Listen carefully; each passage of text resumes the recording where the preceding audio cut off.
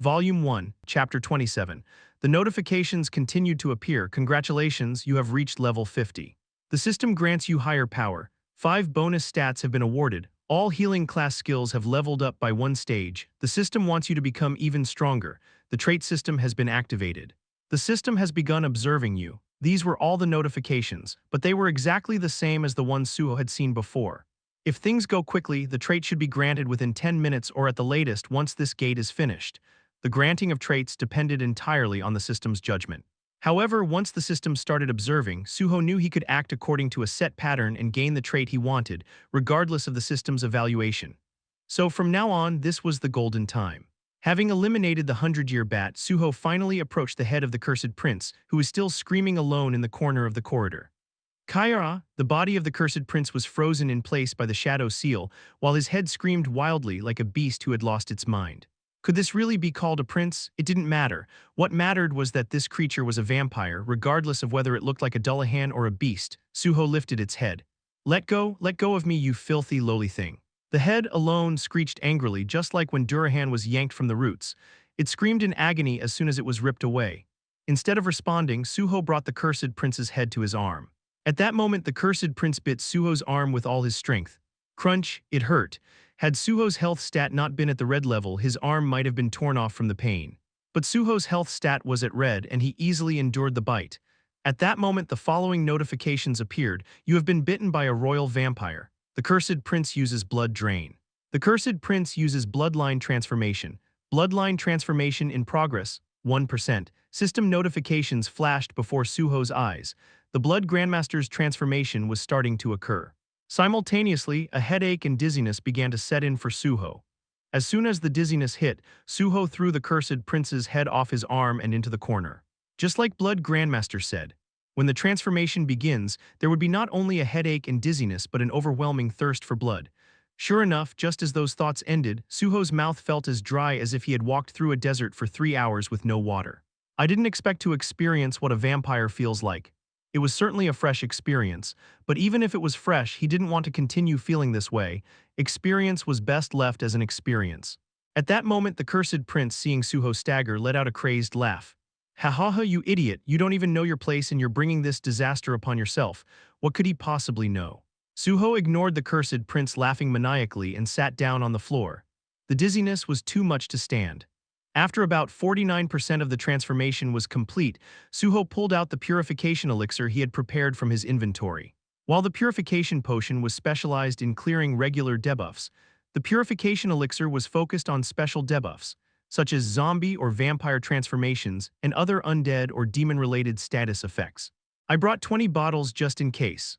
Blood Grandmaster had told him that 5 bottles of high-quality purification elixir would be enough to cleanse the transformation completely, but Su-ho had prepared 20 bottles just to be safe. Finally, when the bloodline transformation reached 50%, Su-ho opened a bottle of the purification elixir. According to Blood Grandmaster, the condition for obtaining vampire traits was when the transformation exceeded 50%. But then it happened. Bloodline transformation has exceeded 50%. Part of your blood has started to become contaminated. The second power of Dragon's Blood has been unlocked. Level 50 has been reached. Physical and mental life-threatening danger. The second power of Dragon's Blood is unlocked. Dragon Armor has been activated. You have learned Dragon's Might S from Dragon Armor. You have learned Dragon Skin S from Dragon Armor. System notifications flooded in. These were things Su-ho had not anticipated at all. The second power gets unlocked here. Su-ho recalled the 2 conditions for unlocking the second power of Dragon's Blood. 1. Reaching level 50. 2. Physical and mental life-threatening danger. The second condition had originally been hidden, but Su-ho had learned about it from the dragon's horse. So, after reaching level 50, Su-ho had already prepared for the second power's unlock with a specific gate. But then suddenly, the second condition unlocked. He thought he understood why. I see, the bloodline transformation itself is life-threatening, so the system recognized it as a danger to my life. With this, Su-ho couldn't help but smile. Now, not only did he no longer need the purification elixir, but the result was far better than he had expected. As proof, Dragon's Blood is activated. Due to Dragon's Might from Dragon Armor, bloodline transformation has stopped progressing. Dragon's Might is purging the contaminated blood. Dragon's Might is absorbing the contaminated blood. Just as expected, Dragon's Might, which was built into the dragon armor, had automatically activated to purify the contaminated blood caused by the bloodline transformation. Su-ho checked the details of Dragon's Might. Dragon's Might. Grade, S, a choice and innate power only available to those born with dragon's blood. It bestows nobility and superiority to one's bloodline. While the effect of Dragon's Might is active, the player is immune to any infection or contamination effects and automatically absorbs and purifies the source of the contamination, receiving purification, healing, and learning effects. Just as the dragon's horse had said, Su-ho focused on the final part of Dragon's Might's effect, absorbs the source of contamination, purifying and healing, providing learning effects. This meant that the impure vampire blood flowing through his body would be purified, and he would automatically learn the powers granted by the vampire's contaminated blood. This is why dragons are the strongest beings. There are few creatures stronger than a pure-blooded dragon. They rule as protectors of the world, possessing the greatest power, magic, mental fortitude, physical strength, and long lifespans. They are biologically close to perfection and rarely fall ill. Was that all? With their innate bloodline superiority, they can quickly learn and counter any attacks from their enemies. That was the power of Dragon's Blood's Dragon's Might. At that moment, the contaminated blood has been completely purified by Dragon's Might. The contaminated blood has been completely absorbed by Dragon's Might. You have successfully learned the unknown power from the absorbed blood. You have learned vampirism, F. You have learned blood drain, A. You have learned blood prison, A. You have learned blood weapon, A. The Dragon's Might had successfully purified and absorbed the contaminated blood. As a result, Su-ho gained 4 skills. Well, actually 3, vampirism, grade F, evidence of having almost become a vampire. This skill is sealed. Vampirism, had it not been for Dragon's Might, Su-ho would have gained vampire blood as a skill. However, due to Dragon's Might, it had been sealed and its grade was reduced to F, indicating it had been downgraded and sealed. It was disappointing, but there was nothing to be done about it. Dragon's Might has its own powerful purifying ability, so the process and end result are perfect, but the purification elixir just stops the transformation. It was too perfect, so unnecessary skills were eradicated. Probably skills like Blood Soldier, Blood Scream, and Bloodline Transformation had been erased during the process. I guess I'll have to give up on this trait. It was disappointing. Su-ho had really wanted to acquire vampire blood here. That was the key to getting that trait. Well, who would think to have both dragon's blood and vampire blood at the same time? Su-ho put aside his disappointment and checked the details of the acquired skills. Blood drain, grade, a technique that extracts only pure blood. The extracted blood is stored in blood prison. Blood prison, grade, a mysterious blood storage used only by vampires. It stores excess blood and automatically supplies it as needed. Blood weapon, grade, a rare skill only usable by noble vampires, allows the creation of weapons from one's blood combined with imagination. If blood runs out, blood weapon is forcibly deactivated. Blood drain, blood prison, and blood weapon. These were all familiar skills, but it wasn't entirely without its gains. Especially blood weapon, which was a rare skill only available to high-tier vampires. Thanks to that, I won't have to worry about weapons for a while. After reviewing the skills, Su-ho closed the inventory. Then he turned his attention back to the Cursed Prince, who was still screaming in the corner. However, something seemed off about the Cursed Prince's condition. "How can you still be fine after biting me?" The Cursed Prince was now terrified. Indeed, from his perspective, it made sense. The bloodline transformation skill of a royal vampire was supposed to work without fail, but he was up against the wrong opponent. Even a royal vampire was nothing before the bloodline of a great dragon. Is it because I'm cursed? I'm useless after all. Finally, the Cursed Prince started to lament and self-blame for his inability to win. It was then. The Cursed Prince begins to lament his fate, shedding blood tears. The Cursed Prince's power increases dramatically. "I'll kill them all. I'll take revenge on the world that made me like this. I'll burn everything and trample anyone better than me into the ground." The Cursed Prince began to rampage, signaling the start of Phase 2, Chapter 28. As the Cursed Prince rampaged, the Gyeong's spear lodged in his shadow was violently ejected. At the same time, the head of the Cursed Prince, which had been rolling on the floor, flew toward his body like a magnet, attaching itself once more. Su-ho immediately created some distance. "Here we go." The Cursed Prince was rampaging. This wasn't an unexpected scenario. It was the next phase in the fight. This was Phase 2 for him. "I will never, never forgive you." A spine-chilling echo filled the air. An overwhelming surge of magical energy erupted from the Cursed Prince. Simultaneously, a blood scream was released in all directions, and just as Su-ho blocked it, a new notification appeared. Enraged Cursed Prince LV80, the Cursed Prince's name and level had changed. Level 80. If it weren't for the Blood Golem and 100-Year Bat, there would have been a 30-level difference between them right now. Su-ho immediately drew his pure silver spear. Holy power is activated. The holy enchantment covered the spear. Upon reaching level 50, instead of acquiring a new skill, all of Su-ho's healing skills had been upgraded to a rank. Su-ho, now fully prepared, threw the enchanted spear without hesitation. Throwing spear is activated. Swish. The A-rank throwing spear cut through the air, heading straight for the Cursed Prince. The Cursed Prince, wielding a blood-colored whip summoned with a swing of his arm, deflected the spear away. I will never, never forgive you. The Cursed Prince, crying blood tears, muttered curses. The blood-colored whip was his blood weapon.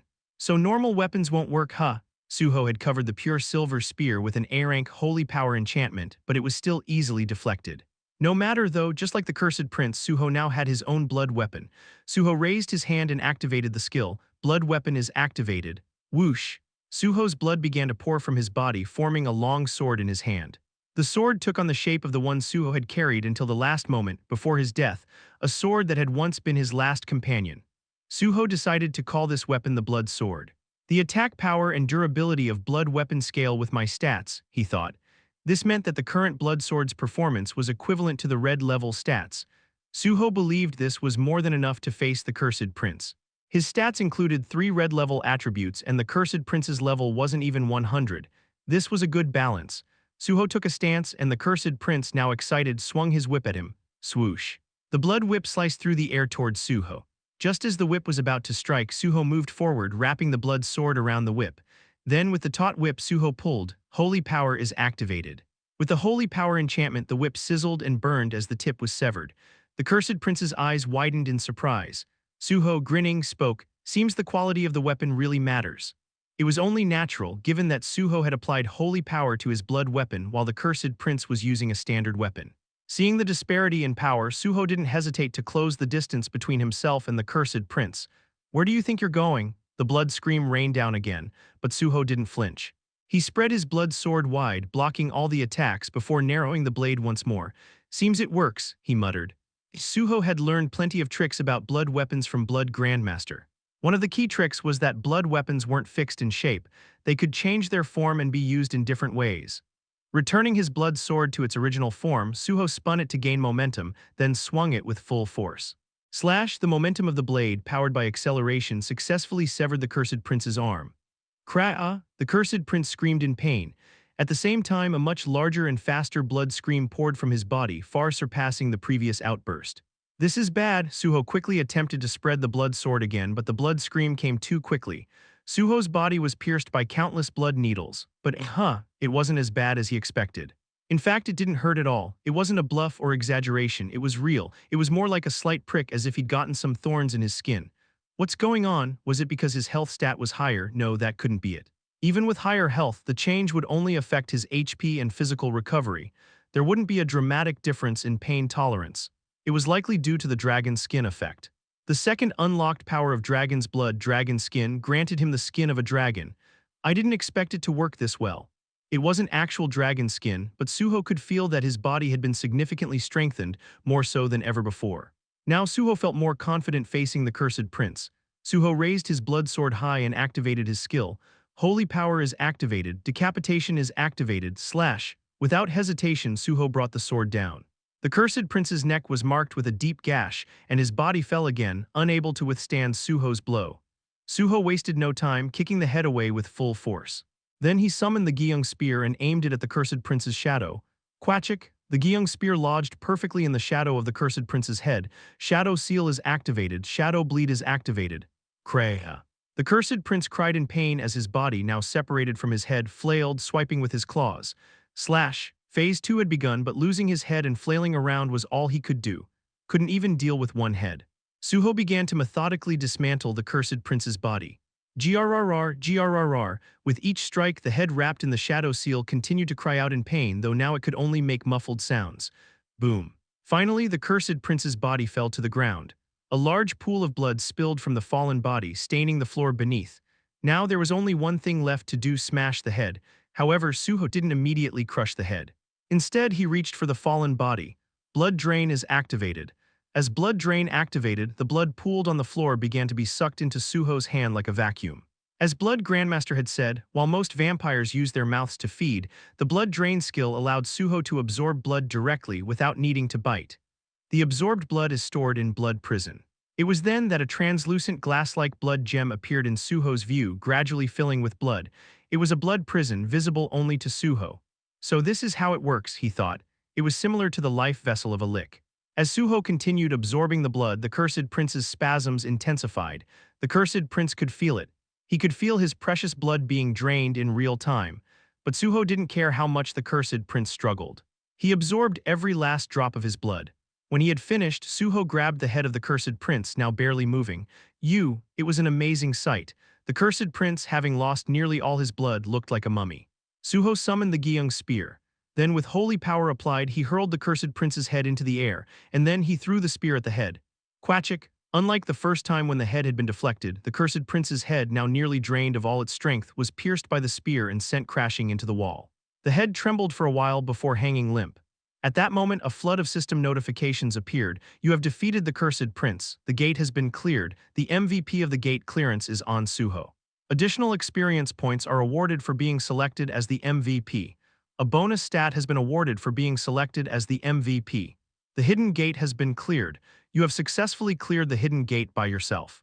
Due to your great achievement, the system has gifted you 5 bonus stats. Level up, all stats have increased by 1. You have earned 1 bonus stat. The notifications were different from those during the Tower of Trials. And of course, Su-ho leveled up again. It was expected. The cursed prince's level had been around 80. As the Gyeong spear's shadow absorption effect activated, Su-ho received another set of notifications. The Gyeong spear reacts to the cursed prince's shadow. The Gyeong spear absorbs the cursed prince's shadow. The Gyeong spear has been enhanced. The Gyeong spear has completely absorbed the cursed prince's shadow. Su-ho had thought the cursed prince was a formidable foe, but unfortunately his magical power wasn't enough to unlock the next stage of the Gyeong spear. It didn't matter. There were still plenty of other enemies left to feed the Gyeong spear. Finally, a portal leading outside appeared in front of Su-ho, but there was still one thing left to wait for. At that moment, a final system notification appeared. The system has finished evaluating you. The system has carefully analyzed your talents and has decided to grant you a fitting trait. You have acquired new blood. You have obtained a unique trait that only you possess. For achieving this great accomplishment, the system has gifted you 10 bonus stats. It was done, the trait had finally appeared, but new blood, what's that, new blood? It was a term Su-ho had never heard before. Indeed, it was the first time he had encountered this term, even after thoroughly searching the memory library. But still, his instincts told him this was something good. The system had certainly recognized new blood as a great achievement. There's no such thing as a great accomplishment in a bad sense. If the system recognizes it as great, then it must be something worthy of praise. Su-ho checked the information for new blood with an excited heart. Just as he was about to check it, another notification popped up. Due to the effect of new blood, the seal on vampire blood has been lifted. Skill information has changed. You have acquired vampire blood. The seal that had been placed on the vampire blood skill which Su-ho had wanted was finally lifted. Chapter 29, it wasn't a mistake. Su-ho quickly checked the details of new blood, a new type of bloodline. The foundation of evolution is absorbing and combining existing elements. Accepts all bloodline effects without differentiation. Grants harmony S, purification S, and qualification S between own bloodline skills. Su-ho's eyes widened as he read the details of new blood. This was truly an entirely new trait, and moreover, this is top tier even among S-rank traits. Unlike skills, traits didn't have ranks. However, based on the inherent skills or effects of a trait, the association would assign a rank. Traits like new blood, which granted not 1 but 3 S-rank effects, were incredibly rare. Su-ho checked each of the effects granted by new blood one by one. Harmony. Rank S prevents conflicts between bloodline skills and preserves their effects as they are. Purification. Rank S removes the negative effects of bloodline skills. Qualification. Rank S grants the original qualifications of bloodline skills. After reading through the effects, Su-ho couldn't help but smile. With these options, it's no wonder the vampire blood seal would be lifted. Su-ho then proceeded to check the details of the vampire blood that had been sealed. Vampire blood.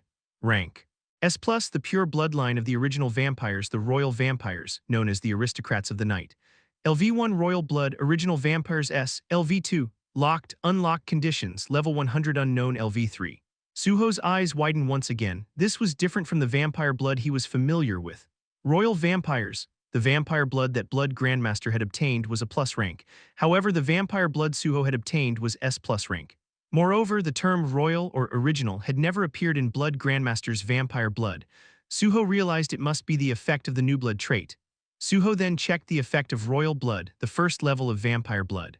Original vampire. Rank S. The first vampires are known as the originals.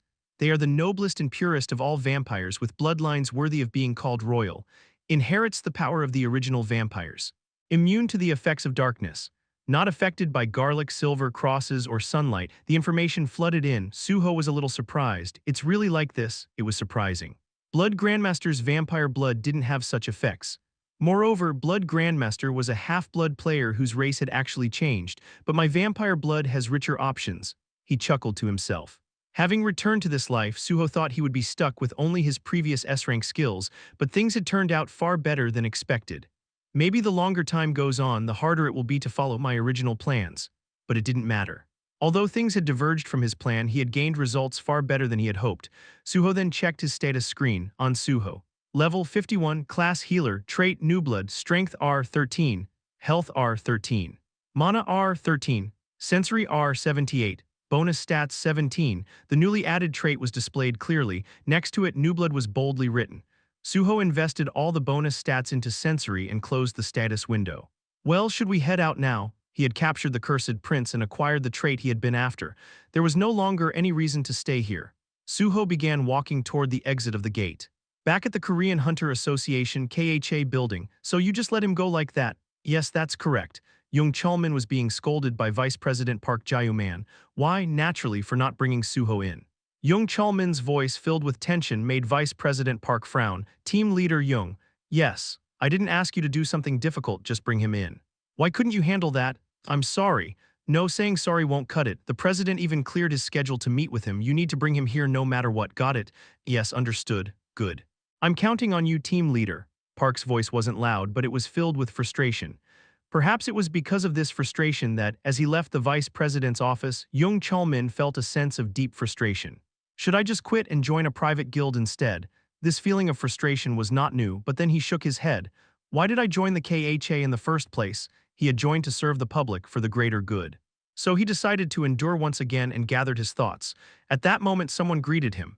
Well, if it isn't team leader Jung Chalmin raised his head. The person who had greeted him was someone he disliked just as much as the vice president, the head of the special department, Pai Seong-yeol. Oh, it's Director Pai. I hear you've been having a hard time because of Ahn Su-ho, Pai Seong-yeol said with a smirk. Pai Seong-yeol, who had been the head of the special department for the longest time since the KHA was founded, wasn't a normal person, but rather an awakened player like the president or vice president. At first glance, he seemed more capable than the KHA's management, who didn't understand the field, but the more you know someone, the scarier they are. This guy knows too much. That was why Pai Seong-yeol was someone Jung Chalmin disliked. But personal feelings aside, Jung Chalmin put on an awkward smile. Haha, yes, well, he wondered, is the special department's intel network just that fast, or does gossip spread faster in this building? It hadn't even been long since the news spread, yet here was Pai Seong-yeol bringing it up. With an awkward laugh, Jung Chalmin was met with Pai Seong-yeol's subtle voice. How about it, should I help you out? Director Pai? Jung Chalmin asked, surprised. Isn't it easy to bring him in? Just frame him for something, call him in for questioning, and when it's all over, let him go. No harm done, Pai Seong-yeol said with a grin. Jung Chalmin grimaced at the suggestion. Pai Seong-yeol continued as though giving advice to a younger colleague. Then, if you want a more detailed plan, you can have the president release him after a few days of questioning. That'll make everything fit neatly. I hear that guy wants to join the KHA anyway, right? It was disgusting. How could anyone think like this? Jung Chalmin forced a smile and responded. Haha, you have quite the sense of humor. But if I mess with a guy like that and something goes wrong, it could be a big problem. A big problem? Pai Seong-yeol's expression briefly stiffened, then he smirked. Team leader Jung, I always say you're a good person. Why would someone in government like you be afraid of a little hunter? Haha, I'm not joking. We have the right to investigate and prosecute players, you know. People weren't afraid of prosecutors for nothing. So team leader Jung, why not think outside the box a little? You're a team leader at the KHA, but you're acting like you don't know this. Ah yes, I'll keep that in mind. Good, don't stick too strictly to the manual. Think more flexibly like me. Anyway, if you need help, just ask. I'll always be happy to help you out, team leader. After patting Jung Chalmin's shoulder, Pai Seong-yeol entered the vice president's office. Jung Chalmin stared at the closed door for a moment before brushing off the touch on his shoulder and heading out. The next morning, Su-ho went to his old apartment to collect his personal items before heading to Kaiser Qingdam. Getting into the apartment wasn't difficult. He had the initial key. Jojin HWI was busy with work, but he was available by morning. Good morning, Su-ho. Did you get up? Yes, I would have liked to sleep more, but there's a lot of work at the company. You journalists are always busy, huh? But even if I handle all your issues, it seems like you're still busy. Jojin HWI smiled lightly in response. Before you offered me the partner role, I was already handling some stories. Even though I'm your partner journalist, I can't just live off of your issues. Su-ho smiled back. That's why I like you, Jin HWI. Whoa, such a sudden confession. Anyway, what's your schedule for today? I've got to head out soon. Today's the day, the one I told you about. Ah, the day you're going to Nexus. Yeah, also I hit level 50 last night and got a new trait. PBBT.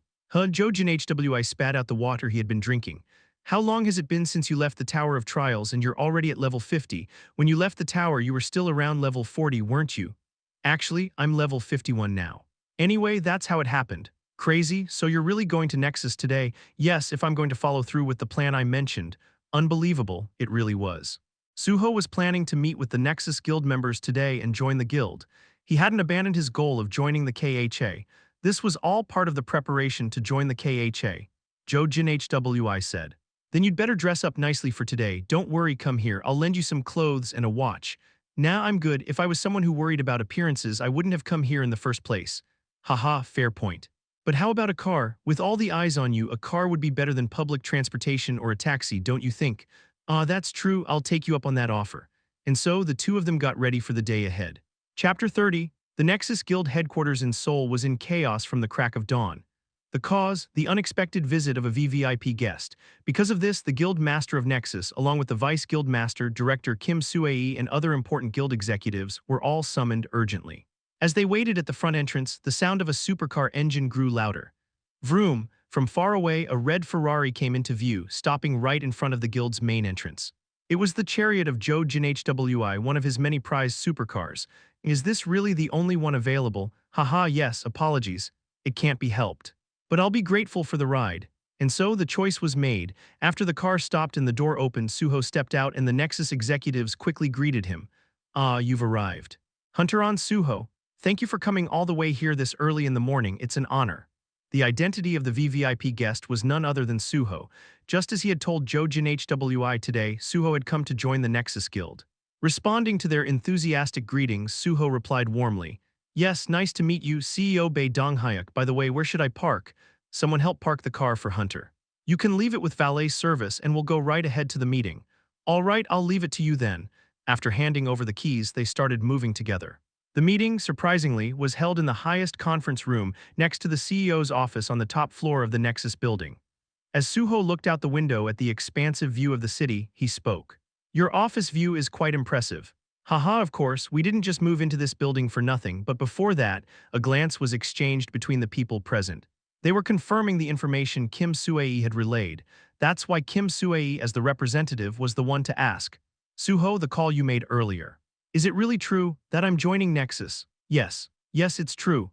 At that, everyone from Guildmaster Bae Donghyuk to Vice Guildmaster Yoon Do-won, Academy Director Kim Sue-hee, and Secretary Kim Ye-gang all silently clenched their fists, holding back cheers. No wonder, Su-ho was currently the most talked-about rising star in the country. No, perhaps even the best rising star in the industry. Perhaps that's why Kim Sue-hee was the most relieved. He's grown absurdly fast in just a few days. I honestly wasn't expecting this. It was true. Su-ho's resume was nothing short of spectacular. Even before becoming a hunter, he had soloed the Shindoram Station Minor Gate. He was the top scorer of the notoriously difficult hunter exam. In addition, he had soloed the Tower of Trials, something no one had expected, and during his time in the tower, articles had even been written about him aiming to become a government hunter.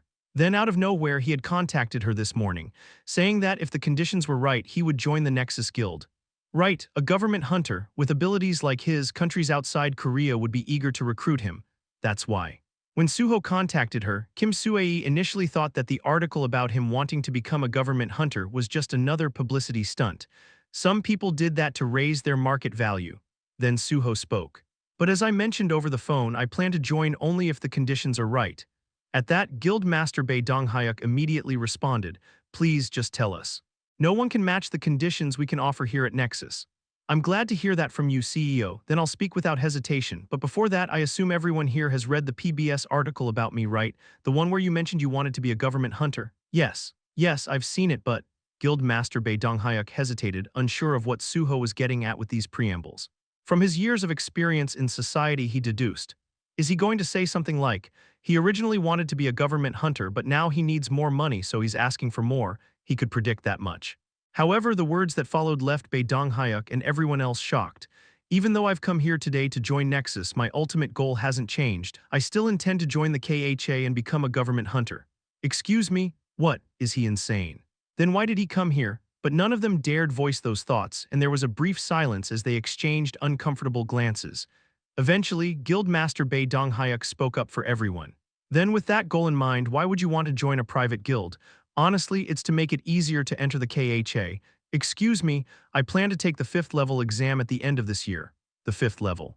The highest level that one could enter through an exam. For the KHA, this meant starting at the team leader position at the very least. At that, Bae Donghyuk narrowed his eyes. You mean because of the extra points for being part of a large guild? Su-ho smiled faintly. Indeed, if you had experience in a private guild, you would get extra points when applying for the KHA. However, at the 5th level, the bonus points didn't apply unless you had worked at a guild for at least 5 years. What did that mean for Su-ho? Su-ho chuckled. No, that's not it. There are more complex reasons, but the first one is, do you know the saying, the grass is always greener on the other side? Yes, what about it? Simply put, I plan to take advantage of the psychology of wanting what others have. I will continue to rise and be a topic of conversation, becoming the most talked about figure. With that kind of fame and ability, I might even easily pass the 5th level exam.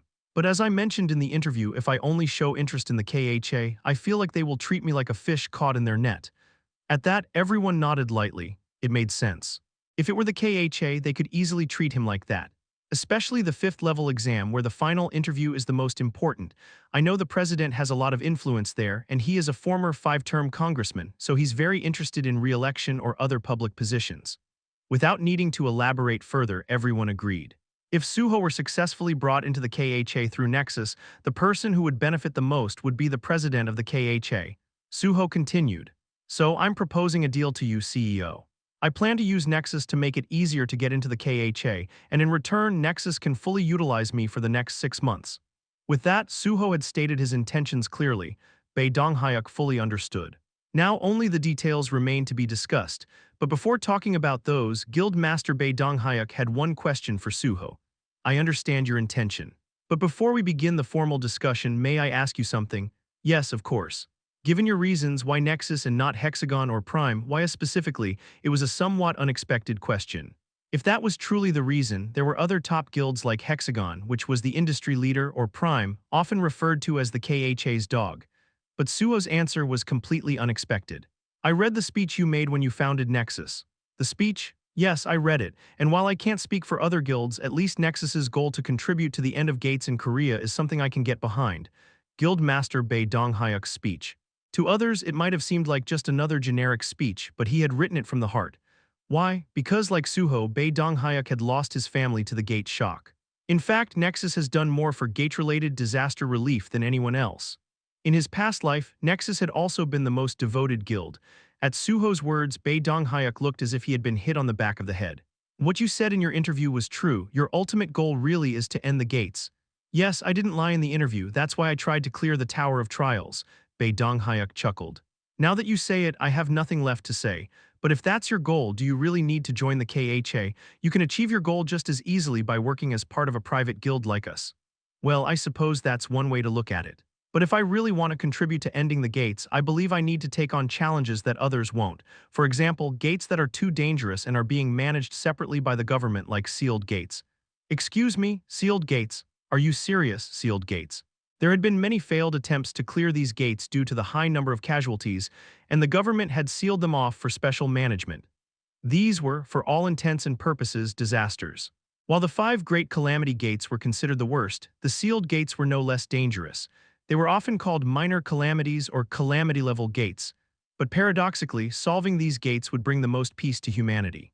And it's the easiest place to prove my abilities. Su-ho was confident. In fact, by the later stages, most of the minor calamity gates in the country had been cleared, and Su-ho had all the strategies and hidden pieces of information related to them in his memory. This time he planned to make full use of the sealed gates. Su-ho continued, So, over the next 6 months, all the sealed gates that get cleared will carry Nexus's name. Until I can join the KHA, I plan to fully commit as a member of Nexus. And after that, I'm sure, Su-ho glanced around at the faces of those present, then smiled. I'm sure in 6 months the industry's power balance will be completely overturned. Nexus won't be the third-place guild anymore, it will be the undisputed number one. Chapter 31. After hearing those words, manager Kim Igang reflexively opened his mouth. Right, there must be something you want to say, so he spoke first. Yes, of course, this is only applicable while I'm here. But a guild that relies solely on one person's performance cannot grow in the long term. I'll do my best to help Nexus expand as much as possible while I'm here. Improvements in member recruitment and training methods, for instance. By the way, do you know the guy who placed third in this hunter exam? He's affiliated with the academy here. His name is Kang Di-han. Kim Sue responded immediately. Yes, that's right. Kang Di-han, who took the third spot. Didn't he suddenly change his weapon? I advised him on that. I noticed it by chance when he came in to sign the scholarship contract last time and I helped him adjust. Wait, was that mysterious academy official actually Ahn Su-ho? Kim Sue was truly surprised. After all, Kang Di-han was an unexpected find in this exam. But to think Su-ho was behind that discovery. Moreover, she had been trying to figure out who that mysterious official mentioned by Kang Di-han was. And now she realized it was Su-ho. Su-ho replied, yes, at the time I wasn't officially staff, so I just passed myself off as an associate, but by now I'm sure my face has become quite familiar. This should verify my abilities as a trainer, don't you think? Of course. According to our data, we didn't expect Kang Di-han to pass this year either, but thanks to you, Su-ho, he managed to achieve third place. Truly remarkable. Su-ho smiled, nodded, and then turned his attention to Bae Dong-hyuk. What do you think? Wouldn't this be a win-win strategy? What's your opinion, director? All eyes turned to Bae Dong-hyuk.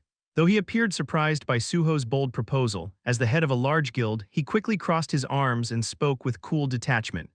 These are excellent conditions, just as you described.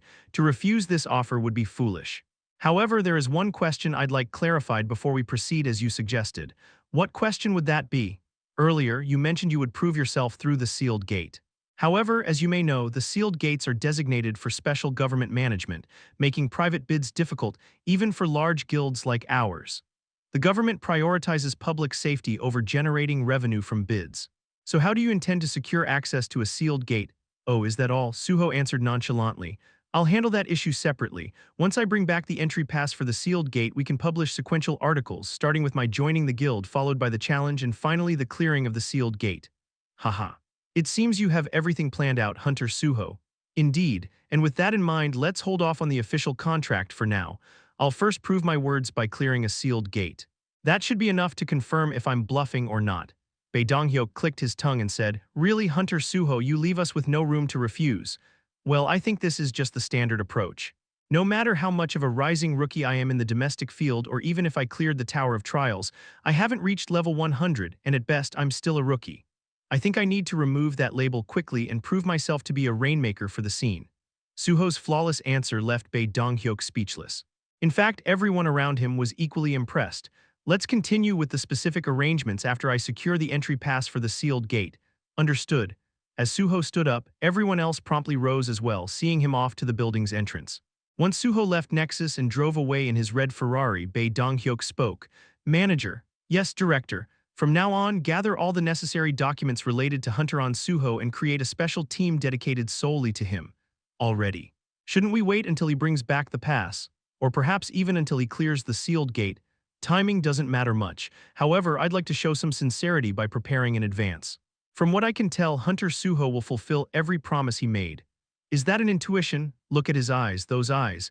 They were the eyes of someone who had already seen the answer. No hesitation. I see. Everyone nodded in agreement with Bae Dong-hyuk's words. Korean Hunter Association KHA building. Young Chol-min sat at his desk, massaging his temples. Not long ago, he had received a call from the deputy head, pressing him about why there hadn't been any news yet. How am I supposed to bring Su-ho here? Despite the fact that the Tower of Trials was operated as a public gate to nurture new hunters, it was still a dangerous gate that had been cleared, so it was only fitting that Su-ho be recognized. Maybe we should give him an award. No, that would definitely get shot down by upper management. They would probably criticize him for arranging an entire award ceremony just for one photo op. Of course, Young Chol-min knew the real reason behind this excuse. Award photos and friendly-looking photos without any official award in hand had vastly different impacts on public perception. This is a pain. Just then, BRRR, an unfamiliar number appeared. Who could it be? Young Chulmin quickly answered. This is Team Leader Young Chulmin of Gate Management Team 1. Hello, Team Leader Young, it's me, Ahn Su-ho. Su-ho, the person on the unfamiliar number was none other than Su-ho. Startled, Young Chulmin shot up from his chair like a spring. Realizing that his subordinates were watching, he hurried out of the office to find a quiet place. Su-ho, this number, is it a new one? Yes, the calls were too much on my old number, so I set up a secondary line. You can contact me here from now on. I see, thank you so much for reaching out. Honestly, after the Tower of Trials, I thought I'd never hear from you again. Oh, come on, how could that happen? Anyway, are you free now? Right now? Yes, I haven't eaten yet. How about meeting at Songri Soup House in front of the KHA? I passed the test and became a hunter, so now we can meet casually, right? If you've already eaten, we could just grab a coffee. No, I haven't eaten. I was too busy, so I skipped lunch. I'll book a room at Songri Soup House under my name and wait. Thank you. The call ended. Young Chulmin stared blankly at his phone, wondering what this was all about. Well, I guess I'll find out. With that thought, he prepared to meet Su-ho, Songri Soup House, a soup restaurant near the KHA and a favorite spot for both Young Chulmin and Su-ho. The restaurant had private rooms, which made it a frequent choice for them.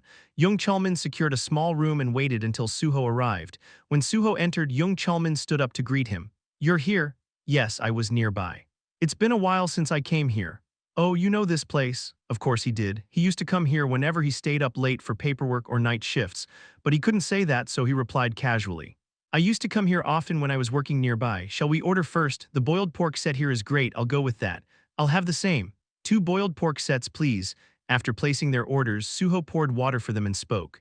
Anything troubling you these days, like the association trying to get me to come in? W what? Young Chulmin choked on his water. His eyes widened as he stared at Su-ho. W what do you mean by that?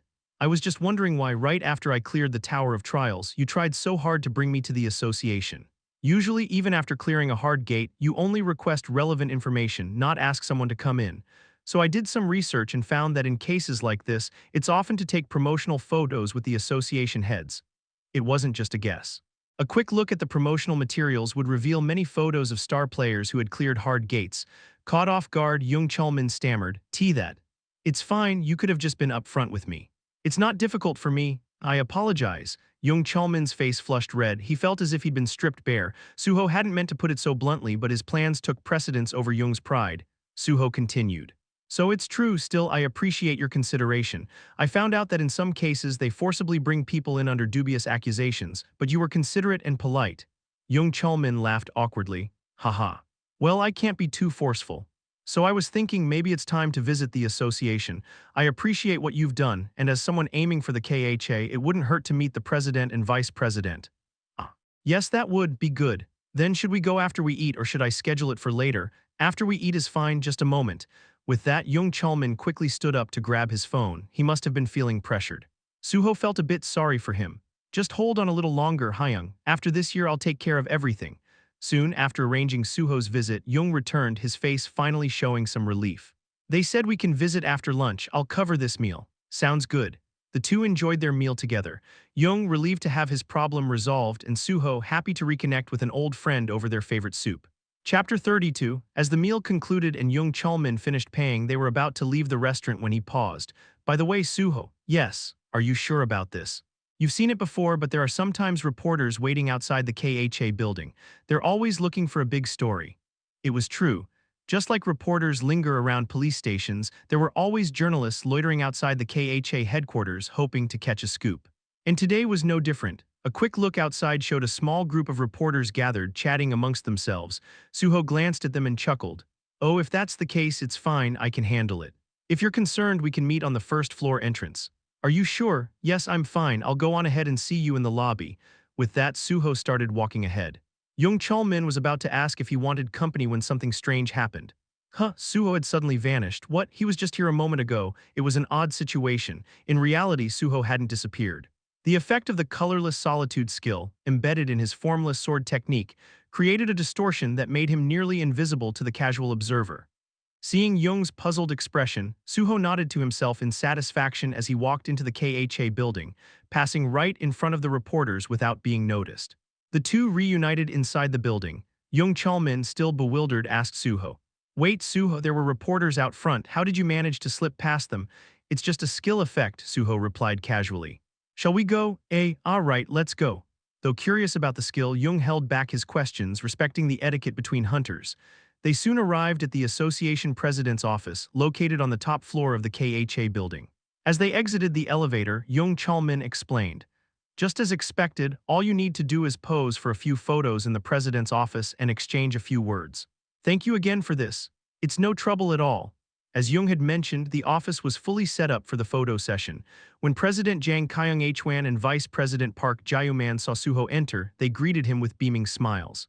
"Ah, welcome, Hunter Su-ho, it's a pleasure. I'm Jang Kyung-hwan, president of the KHA. Jang Kyung-hwan, a friendly yet imposing figure.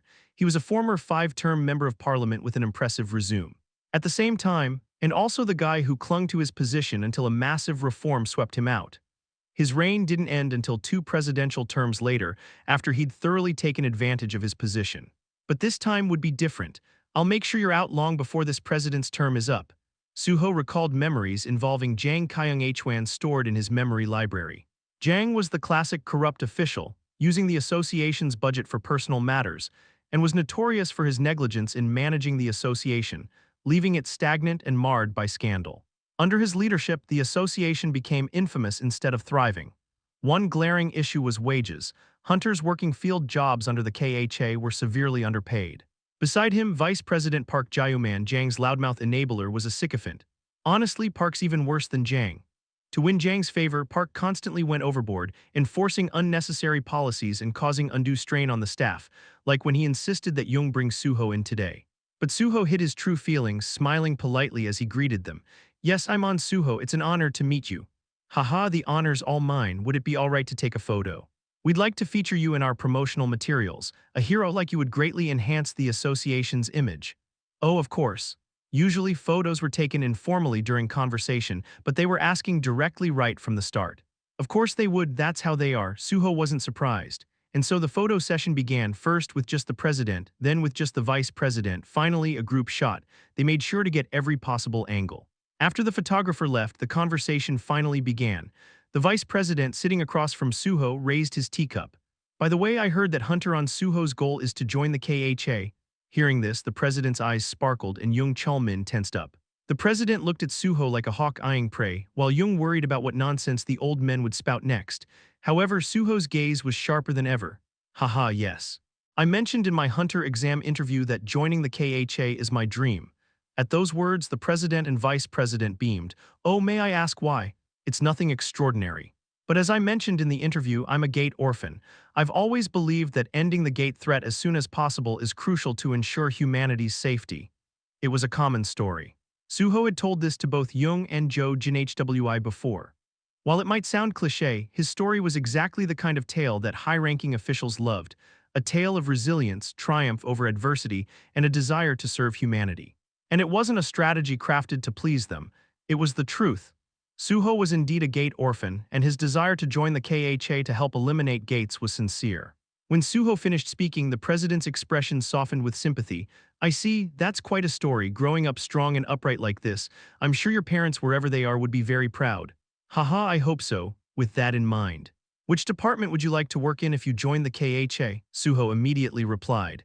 "As I told team leader Jung, I'd like to work in the gate department where I could actively engage in gate clearing." "Haha, choosing the toughest department. You're truly selfless. But someone with Hunter Ahn Su-ho's skills belongs in the gate department. Haven't other guilds tried to recruit you? Surely you've had offers." "Ah yes, other guilds have reached out." At the mention of other guilds, Jung's face turned pale with worry. It was a real possibility. Seeing Jung's reaction, Su-ho chuckled. "Hexagon, Nexus, and others have all contacted me. They even offered compensation beyond my expectations. But nothing really resonated with me. So material things like money don't mean much to Hunter Ahn Su-ho. Right, as long as I have enough to avoid hunger, that's all I need. But if they'd offered gates instead, I might have considered." "Gates? Yes, my ultimate goal is to eradicate gates. I want to grow stronger as quickly as possible. Joining the KHA is appealing because of the priority access it grants to various gates." "Oh, wow, you truly think differently, Hunter Ahn Su-ho." Both the president and vice president looked at Su-ho in admiration. Feeling inspired, the president turned to Jung Chul-min. "Team leader Jung, do we have any way to help such a noble person? Can we support him in some way?" "The association? Yes. Since he's so keen on gates, maybe we could assign him a few of the ones we manage. From what I know, we have several gates in our possession." Ah, that's true, but they're all sealed gates or challenging hard gates. Jung trailed off, clearly flustered. After all, the only gates managed by the KHA were public gates like the Tower of Trials or difficult sealed gates. But at those words, Su-ho's eyes lit up. Sealed or hard gates would actually be perfect. Aren't those gates humanity's greatest enemies? If given the chance, I'd love to take on a sealed gate and help manage that burden.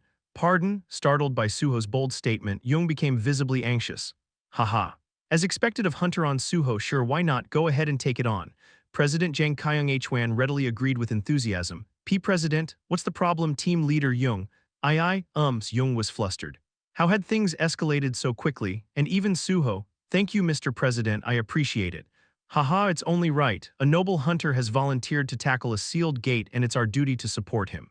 Isn't that what the association is here for? With an opportunity, I'll give it my best. Su-ho responded eagerly, almost as if he had been waiting for this. Ah, damn it. Jung was not only stunned, he was downright angry. While Su-ho might be inexperienced, it was unacceptable for the president and vice president to be so reckless. Did they even understand what they were doing? Sealed gates were no joke. They had claimed countless lives and were under strict government control for safety reasons, requiring rigorous qualifications even for large guilds to access. Yet here they were, approving access for Su-ho without a second thought. This is why I can't stand officials who have never faced gates. If they'd ever entered a gate, they wouldn't make decisions so lightly. What frustrated Jung even more was the thought of sending such a promising talent into what was known as a hunter's grave. He didn't want to lose Su-ho. There was a chance Su-ho could grow into a truly great hunter. Jung wanted to guide Su-ho carefully, helping him develop into a hero who could contribute to humanity's peace. But in this atmosphere, he couldn't suddenly object and risk ruining everything. Only Jung, who knew the inside story, felt completely helpless and exasperated. Seeing Jung's flushed face, Su-ho smiled inwardly. Chapter 33. Hyung must be feeling really frustrated. He knows what a sealed gate entails. Even the Nexus Guild master he'd recently met had mentioned how difficult it was to secure a sealed gate bid. Yet here was the association president casually granting permission as if it were child's play. No wonder Jung Chulmin would be furious. But Su-ho had deliberately manipulated the situation to create this very outcome. President Jang Kyung-hwan never cared much about matters that didn't involve his own profit, especially when it came to issues related to hunters. As long as it's not about budget, he doesn't care how many hunters get killed. That's just how the president and vice president are. Right now, Su-ho needed access to a sealed gate. Only then could he prove his abilities, so before Jung Chulmin could say anything further, Su-ho cemented his advantage in the conversation. After I clear the sealed gate, I'll make sure to mention in interviews that I owe it all to President Jang Kyung-hwan's support. It's thanks to his approval that I'm able to do this. Jang Kyung-hwan's face broke into a broad smile. Nothing could be better than having his name mentioned by a rising star that everyone was watching. Encouraged, Jang continued with more questions. Haha, wonderful, just wonderful. So are you planning to take the public service exam this year, Hunter On? The public service exam, for a field position, either level 9 or level 7. Oh, I'm actually waiting for a different exam. A different exam? Yes, I'm planning to take the level 5 exam at the end of this year. Level 5.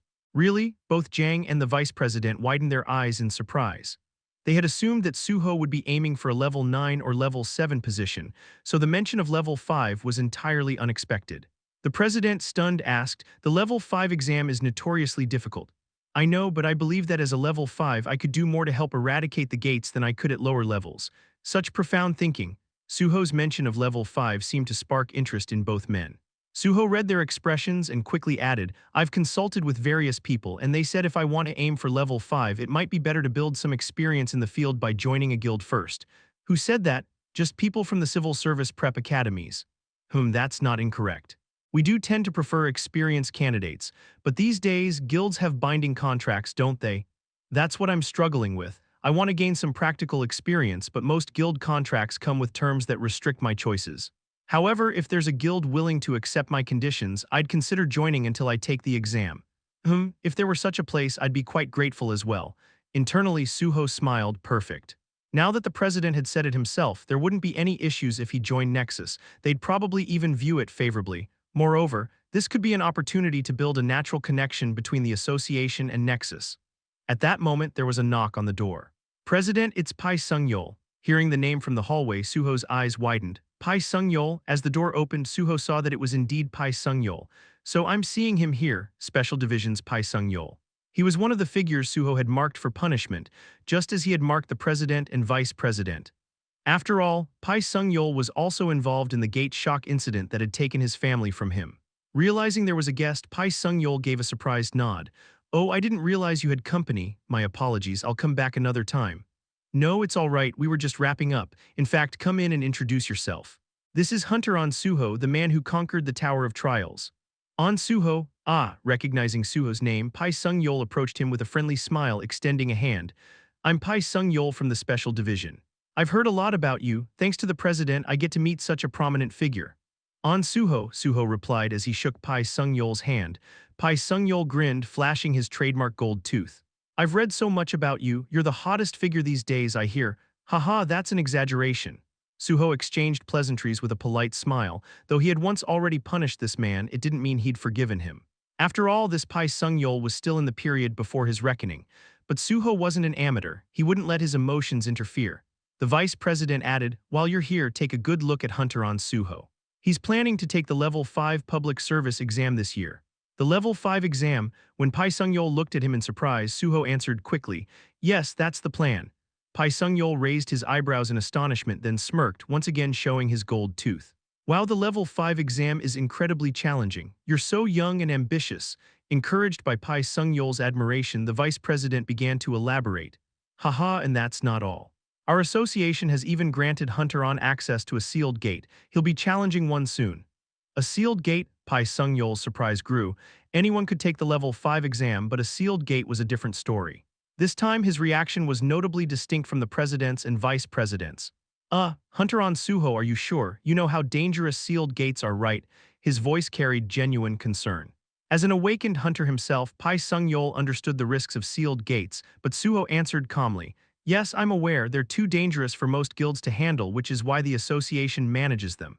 "You're well informed. Still challenging it? If that's your decision, I won't try to dissuade you. I do hope you succeed. If you clear a sealed gate, then the Level 5 exam is practically." The vice president interjected, "Hey, Pai. Don't say things like that. We don't know who will pass the exam. It's a fair process after all. Though of course clearing a sealed gate would certainly demonstrate one's abilities." "Haha, of course. Hunter Ahn Su-ho, I support you. If you manage to clear the sealed gate and pass the exam, I hope we get a chance to work together." Pai Sung-yeol's eyes gleamed with genuine enthusiasm. He was truly interested. Specifically, he's always looking for new hunting dogs. The vice president jumped in again. Now, Pai, I believe Hunter Ahn Su-ho has his heart set on the gate division." "The gate division." "Why? His dream is to eradicate the gates. He wants to take full advantage of priority access to them." "Oh, I see. Well, the special division could offer something similar, don't you think, team leader Jung?" Pai Sung-yeol finally acknowledged Jung Chulmin, who responded awkwardly. "Haha, yes, perhaps. By the way, if Hunter Ahn passes the Level 5 exam, how will his position relate to team leader Jung? Well, we'll see at the end of the year. Anyway, Hunter Ahn Su-ho, I genuinely wish you the best." Pai brought up the issue of hierarchy in an offhand way, creating a subtle tension.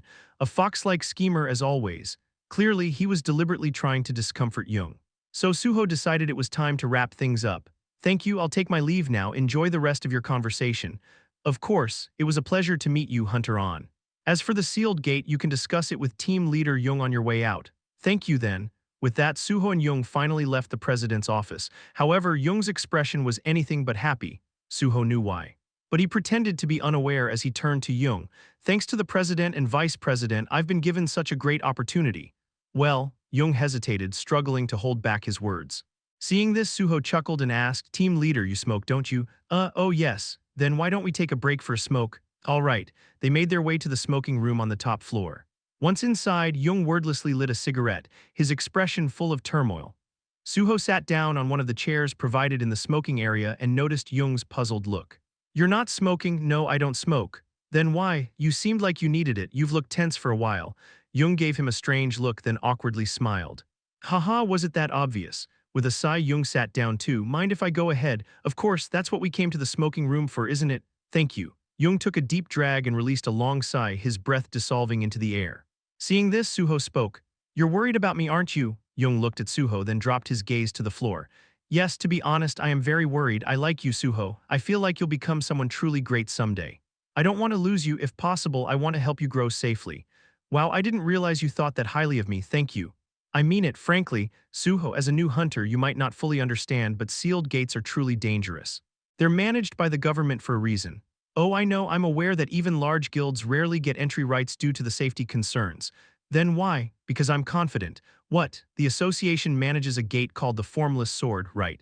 One of the sealed gates. Yes, we do. It's a notoriously challenging gate. I know how to clear it. What? At that moment, Jung's eyes grew wider than Su had ever seen. Chapter 34. Jung Chul-min stared at Su-ho with wide eyes. Are you joking? I'm not joking. Su-ho's expression was dead serious. This wasn't a lie. Perhaps because of that, Jung swallowed nervously at Su-ho's unwavering seriousness. After a moment of silence, he asked, but how? It's a secret. A secret? Yes. Oh, Jung's disappointment was evident. Understandable, considering they were talking about a sealed gate. Su-ho thought to himself, sealed gates are all designated with S-rank difficulty, which is why they're called sealed gates in the first place. Of course he'd be curious to know how I can clear it. But Su-ho had no intention of revealing his strategy. He didn't have to, nor was there a rule requiring him to disclose his methods before being allowed to enter a sealed gate. Even if Jung were to resist or demand an explanation, there was little he could do since Su-ho already had the president's approval. And this wasn't the first time Su-ho had unexpectedly cleared something. He had conquered the Tower of Trials alone, a feat many thought impossible. Jung had no choice but to believe him. Su-ho added, think of how I discovered the strategy for the Tower of Trials. It's similar. If you trust me and let me into the Formless Sword Gate, I'll start there and gradually clear the other sealed gates too. Why you're planning to clear other sealed gates as well? Yes. Clearing the Formless Sword Gate was hard enough to believe, and now Su-ho claimed he'd go through other sealed gates too. Jung's mouth fell open, and at the same time he sensed that Su-ho wasn't bluffing. After all, Su-ho was like a tiger among men, and who was he, a mere human, to understand a tiger's intentions? Resigned, Jung let out a sigh. It's all right then, I'll make the arrangements and contact you as soon as it's ready. Actually, why don't we head out now? I'm already prepared. Right now, yes. The Formless Sword Gate is in Jeonju, isn't it? That's true, but are you serious? Yes, as they say, strike while the iron is hot. I'd like to get this done today. Oh. One moment, at Su-ho's urging, Jung stepped aside to make a call. A few minutes later, he returned with an awkward smile. They said it's possible. Would you like to travel with us to Jeonju? No, I'll head there separately. I have someone I need to bring along. I already know the gate's location, so I'll meet you at the entrance. Understood. With that, Jung let out a slight chuckle, preparing to leave. Almost there, roaring along the highway, was Joe Jinhy's sedan. After leaving the KHA building, Su-ho had called both Joe and Nexus Guild leader Bae Dong-hyuk. The call to Bae was to inform him of Su-ho's success in securing the sealed gate entry, and he had called Joe to request his presence as a journalist to document the journey. Originally, Su-ho planned to take a train, but since Joe offered his sedan, it made more sense to travel together. Upon entering Jeonju, they arrived at the sealed gate's entrance shortly thereafter. The gate was under military guard and the atmosphere was tense. After verifying their identities, they entered, where the outer appearance of the sealed gate gradually became visible thanks to a cloaking item. The square is still the same. The square was a structure built around the gate portal designed to contain monsters and prevent shocks. It was named for its square shape.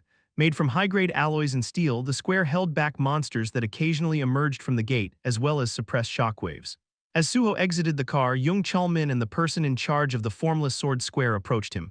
You're here. Yes, you arrived early. We took the train. Who is this beside you? Joe Jinhwi handed over his business card with a polite nod. Nice to meet you. I'm Joe Jinhwi, a journalist with PBS. A journalist? Seeing Jung's slightly surprised reaction, Su-ho explained on Joe's behalf.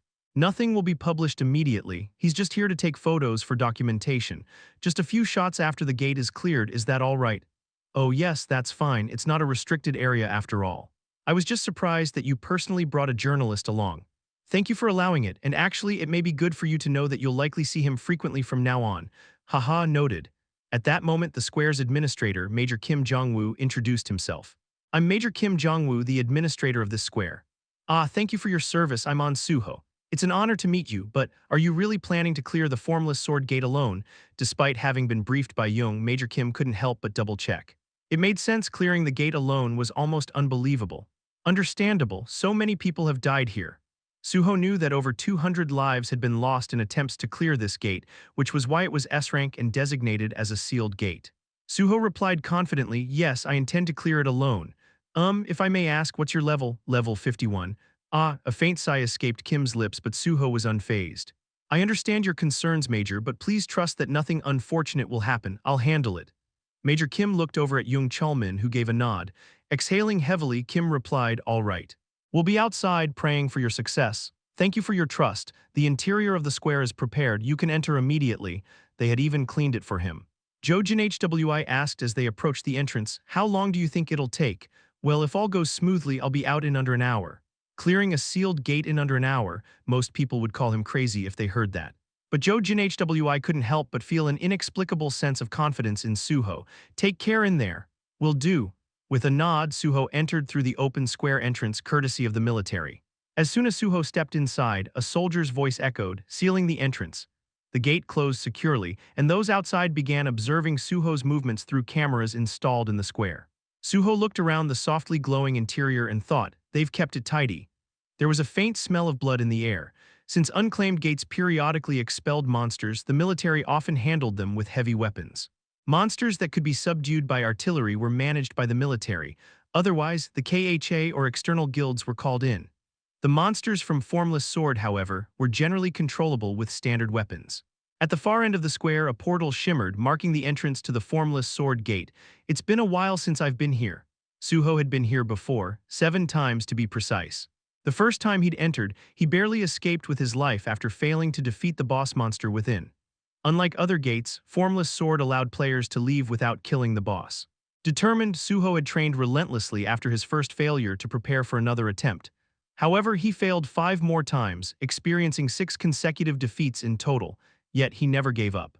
On his 7th attempt, driven by sheer grit, he finally conquered the Formless Sword gate. This gate holds a special meaning for me. No one knew the strategy for clearing this gate better than Su-ho. While everyone else had failed, he had succeeded after countless trials. The moment Su-ho set foot into the gate, messages began to flash. Entering the gate, retrieving gate information. Formless Sword, entry condition. Open to all. Max entry capacity 1 person, though anyone could enter, only 1 person was allowed, which exponentially increased its difficulty. Su-ho's vision flickered as he stepped forward. He's inside now. Do you think he'll be all right? All we can do now is trust.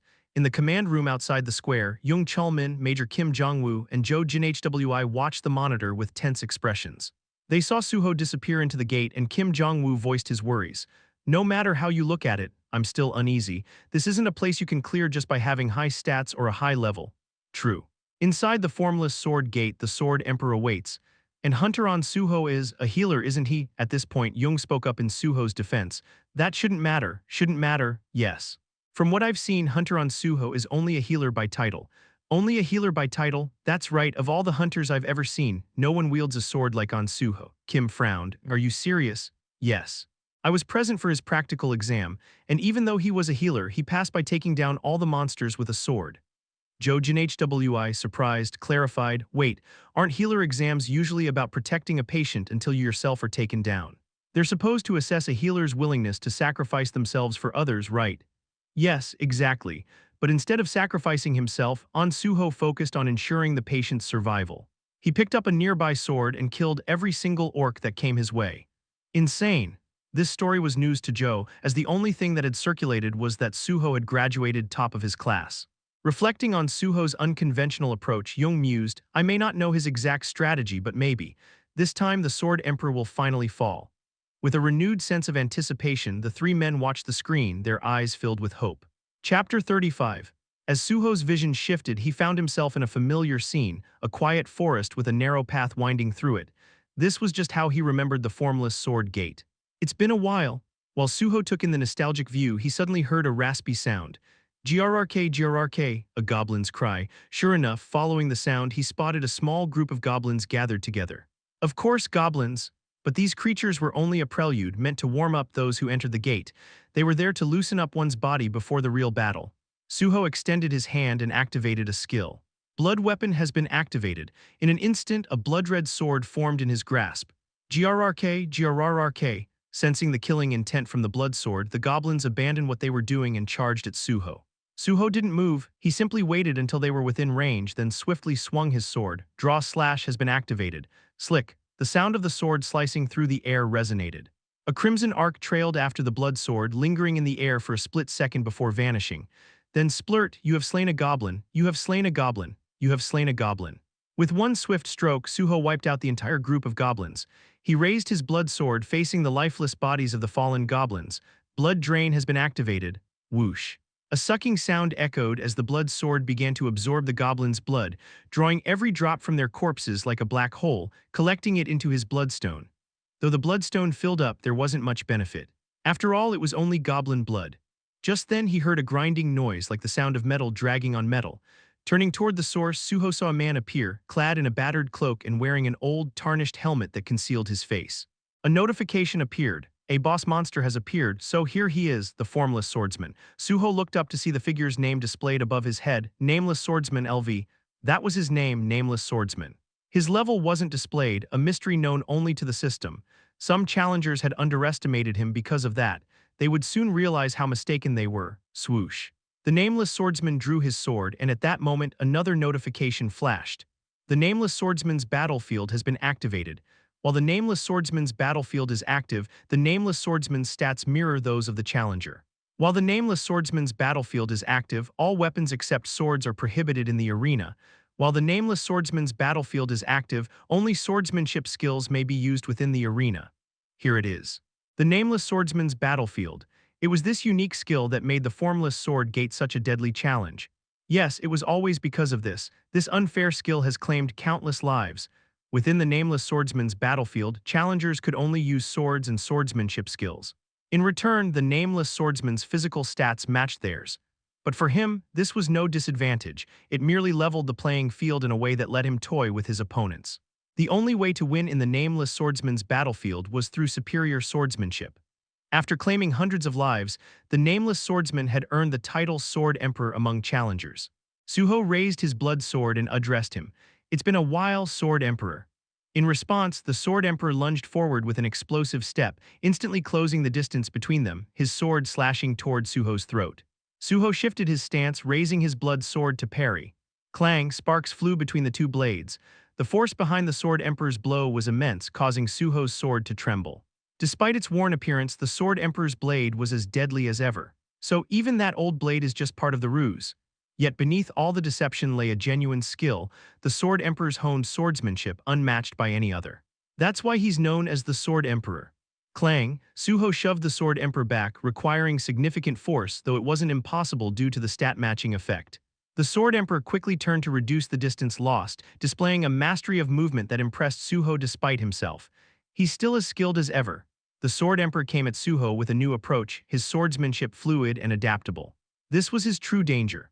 Unlike ordinary sword fighters, the Sword Emperor's technique was versatile, allowing him to switch tactics to outmaneuver his opponent, tormenting them with a seemingly fair, yet inherently biased battlefield. This was why the formless sword gate was designated as an S-rank sealed gate. However, Su-ho took half a step forward, slashing before the Sword Emperor could complete his movement. This disrupted the Sword Emperor's balance, creating an opening that Su-ho took advantage of with a precise cut. Thud, the Sword Emperor leapt backward, retreating in a controlled motion. He seemed shaken, possibly for the first time.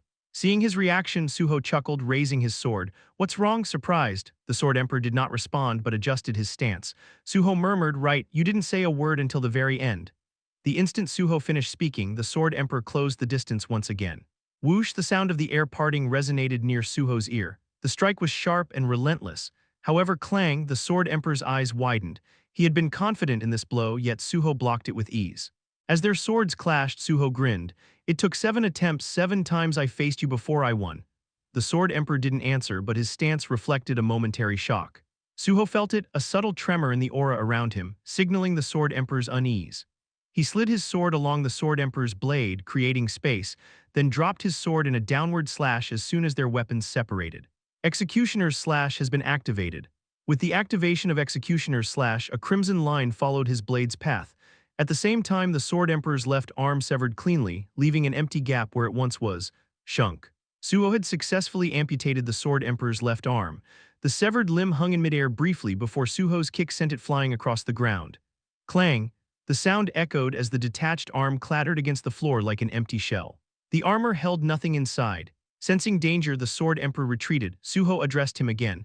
"Many wondered what lay inside that armor. When I first found out, I was so disappointed." The Sword Emperor's armor creaked as if in response, though Su-ho knew it was merely a coincidence. He continued, "Everyone praised your skill, calling you the Sword Emperor, but in the end, you were merely the wraith of a fallen swordsman." With that, Su-ho closed the distance. The Sword Emperor raised his sword defensively, swinging in a counterstrike as Su-ho approached. Having nearly been killed by this maneuver several times, Su-ho knew it well. He calculated the trajectory and stopped short, evading the strike. As the Sword Emperor's sword whizzed past him, Su-ho used the opening to slash at his right thigh, sheeing. The thick armor around the thigh split with a satisfying crack, exposing yet another hollow limb. The Sword Emperor staggered, now a one-armed, one-legged fighter, yet his stance was as poised as ever. All his tricks. And still I owe him my thanks. After all, he helped me develop the Su-ho sword technique. After countless attempts, Su-ho had finally defeated the Sword Emperor, who had pushed his swordsmanship to new heights. Despite the Sword Emperor's ruthless methods and illusory nature, Su-ho respected him as his true mentor in swordsmanship. With a calm smile, Su-ho said, "It was good seeing you, even if just for a moment." Then Su-ho moved forward, his footwork, based on the very techniques he had learned from his countless battles with the Sword Emperor, now the perfected Su-ho sword steps, allowing him to catch up to the Sword Emperor effortlessly. Executioner's Slash has been activated. In a flash, Su-ho's sword cleaved the Sword Emperor in two from crown to groin. You have defeated the nameless swordsman. And with that, Su-ho had once again vanquished the one who had once been called the Sword Emperor, the slayer of over 200 challengers. Chapter 36. Simultaneously, a flood of system notifications lit up Su-ho's vision like a shower of stars. The gate has been cleared. The MVP of the gate clearance is Ahn Su-ho. Additional experience points are awarded for being the MVP. A bonus stat point has been awarded for being selected as the MVP. You have successfully cleared a gate that no one else could tackle alone. A remarkable achievement. The system grants you 5 additional stat points. Your level has increased. All stats increased by 1. You have acquired an additional bonus stat point. With bonus stats piling up, it was clear the system acknowledged his feat. This was no ordinary gate, one that had claimed countless lives. The system recognized his accomplishment as a notable feat, awarding him richly. Given that the only true monster in the entire gate was the one he defeated, the experience points were substantial, enough to push Su-ho from level 51 to 52 in a single leap. Looking at the defeated creature, a wraith that had once been a Sword Emperor, Su-ho muttered to himself. In hindsight, this guy was actually easy, so why was it such a struggle back then? Still, he felt a measure of gratitude. The creature was like a mentor who occasionally resurfaced in his thoughts on Teacher's Day. It made sense. That was the only time in his life he'd been utterly consumed by the art of swordsmanship. On a whim, Su-ho summoned his Gyeong spear and attempted to pierce the creature's body, but no shadow emerged. He tried his blood weapon skill, but the attempt was similarly futile. The creature was a wraith, a phantom swordsman with neither blood nor shadow. The creature's body crumbled into dust, vanishing entirely, leaving behind only a single item, an old sword it had wielded. Su-ho picked it up to inspect it. Nameless Sword of the Nameless Swordsman. Grade, F. An old sword once wielded by the Nameless Swordsman, an F-grade sword without embellishment true to its name. Initially, Su-ho tucked it away in his inventory as a simple memento of the Sword Emperor. It was only years later, when clearing out his overstocked inventory, that a friend pointed out its true value. Su-ho examined the nameless sword closely, gripping its blade and hilt and applied pressure. The sword broke with a sharp snap, revealing its hidden power that had remained dormant for years. You have used the nameless sword. Sword understanding activated. The soul of the nameless sword infuses your swordsmanship. Su-ho sword has been upgraded. The information changed. The S-rank Su-ho sword had gained an added effect and was now upgraded to S+. Su-ho checked the updated information. Su-ho sword, grade S+, a unique swordsmanship style created by Ahn Su-ho. Balanced in offense, defense, and evasion, remaining true to the fundamentals. Infused with the spirit of the nameless sword, now graded S+. The Su-ho sword now carries the nameless sword spirit, allowing for limitless growth. Satisfied with the new information, Su-ho nodded. Among the many sealed gates, he had deliberately chosen the nameless sword as his first target. It wasn't just because he could clear it with existing skills and without special items. The main reason had been for this nameless sword. My swordsmanship journey starts now. Su-ho had wielded the Su-ho sword like second nature for a long time, but now, as an S+ rank with growth potential, its true power could emerge. This level would allow him to master his ultimate sword techniques, the ones that earned him his reputation. Having absorbed the skill, Su-ho walked toward the exit portal that appeared before him. Control room. Around half an hour after Su-ho had entered the gate, Kim Jong-woo, who was watching the screen, spoke up. It seems like it's going to take a while. I'll go on a quick patrol. Yes, go ahead. Just as Kim Jong-woo was about to leave, Jo Jin-hwi, who was watching the screen, suddenly stood up. Wait, what? Young Chalman also jumped to his feet. The gate. The gate is, what? Kim Jong-woo rushed back, looking at the screen in disbelief. The gate has been cleared. Quick, let's go now. When a gate is cleared, an external indicator line begins to disintegrate, signaling to outsiders whether the gate has been conquered. Now this line around the gate began to collapse. In disbelief, Kim Jong-woo ordered the entrance to the square opened, while Jo Jin-hwi recorded the event on camera. The three stood at the square's entrance, hearts pounding, waiting for Su-ho to emerge. Soon a smiling Su-ho appeared from the shadows of the square. Su-ho, Hunter, Young Chul-min and Jo Jin-hwi rushed over to Su-ho, calling his name in excitement. Kim Jong-woo, who wasn't as close, let out a laugh, expressing his amazement. Su-ho calmed the two men, who looked like they were about to throw him into the air in celebration. Please, calm down. How can we calm down? This was a sealed gate. Su-ho, you cleared the nameless sword, which took more than 200 lives. And it hasn't even been 30 minutes. How did you manage that? Their excitement was palpable. Finally, Kim Jong-woo spoke up, albeit somewhat shyly. Well done, Hunter. It was nothing. It was an easy place for me. Easy? Yes, very easy for me. Kim Jong-woo, hearing Su-ho's calm response, couldn't help but be awestruck. There was no arrogance in his tone, only a sense of having accomplished something routine, like a man on a leisurely walk. Su-ho then suggested, now that the gate is cleared, let's take a photo to commemorate. A photo? Yes, for verification. It's not for a keepsake but purely as proof. It was purely practical. A verified photo could be used for press releases. That was why Jo Jin-hwi had come along. Photos taken by a PBS reporter would carry unquestionable credibility. Kim Jong-woo hesitated. Since I'm military, maybe I shouldn't be in the photo. Noticing his discomfort, Young Chul-min stepped in with a playful yet convincing tone. Oh, Major, this isn't some commemorative picture. It's for future reference and official records. The nameless sword isn't just any gate, it's a classified site. Ahn Su-ho, Hunter just saved us from sinking taxpayer money into an unresolved gate. No, you're right. My apologies, let's get it done. Kim Jong-woo quickly acknowledged his misstep and agreed to the photo, causing Su-ho to chuckle. Classic Chul-min Hyung. And so, the three of them completed a photo session that would soon make headlines across Korea. On the way back to Seoul, Su-ho requested a half-day embargo from Young Chul-min and Kim Jong-woo on the nameless sword gate clearance before heading to Nexus Guild. Technically, the government isn't obliged to listen to me, he thought. Especially since Kim Jong-woo, being military, would have to report any incident directly up the chain. Upon arriving at Nexus, he met with executives who had been urgently called in. He showed them a picture on his tablet. As I mentioned in my earlier call, I've successfully cleared the sealed gate nameless sword, one of Korea's highest classified sites. Here's the proof with officials from the association and the square manager, Major Kim Jong-woo. Everyone's jaw dropped, with Bae Dong-hyuk looking particularly stunned. Though he had been briefed over the phone, seeing the actual photo was a different experience. After all, he had only been informed about the gate's clearance contract this afternoon, and it had already been cleared within hours. Introducing Jo Jin-hwi, Su-ho said, "This is Jo Jin-hwi from PBS, my official reporter who documented the event. You can trust that these images are legitimate." Jo Jin-hwi presented his credentials, and Bae Dong-hyuk, waving a hand dismissively, said, "No one here doubts the legitimacy." "But how? What do you mean? All of it? How did you get the contract for the sealed gate, and how did you clear it in a few hours? You're aware that over 200 hunters have died there." Without a hint of hesitation, Su-ho replied, "I met with the association president to obtain permission, and as for the gate, I simply entered and killed what was inside." "What? That's the truth. No embellishment, I told you exactly what happened." Unbelievable. It was indeed true, and Su-ho wasn't one to exaggerate.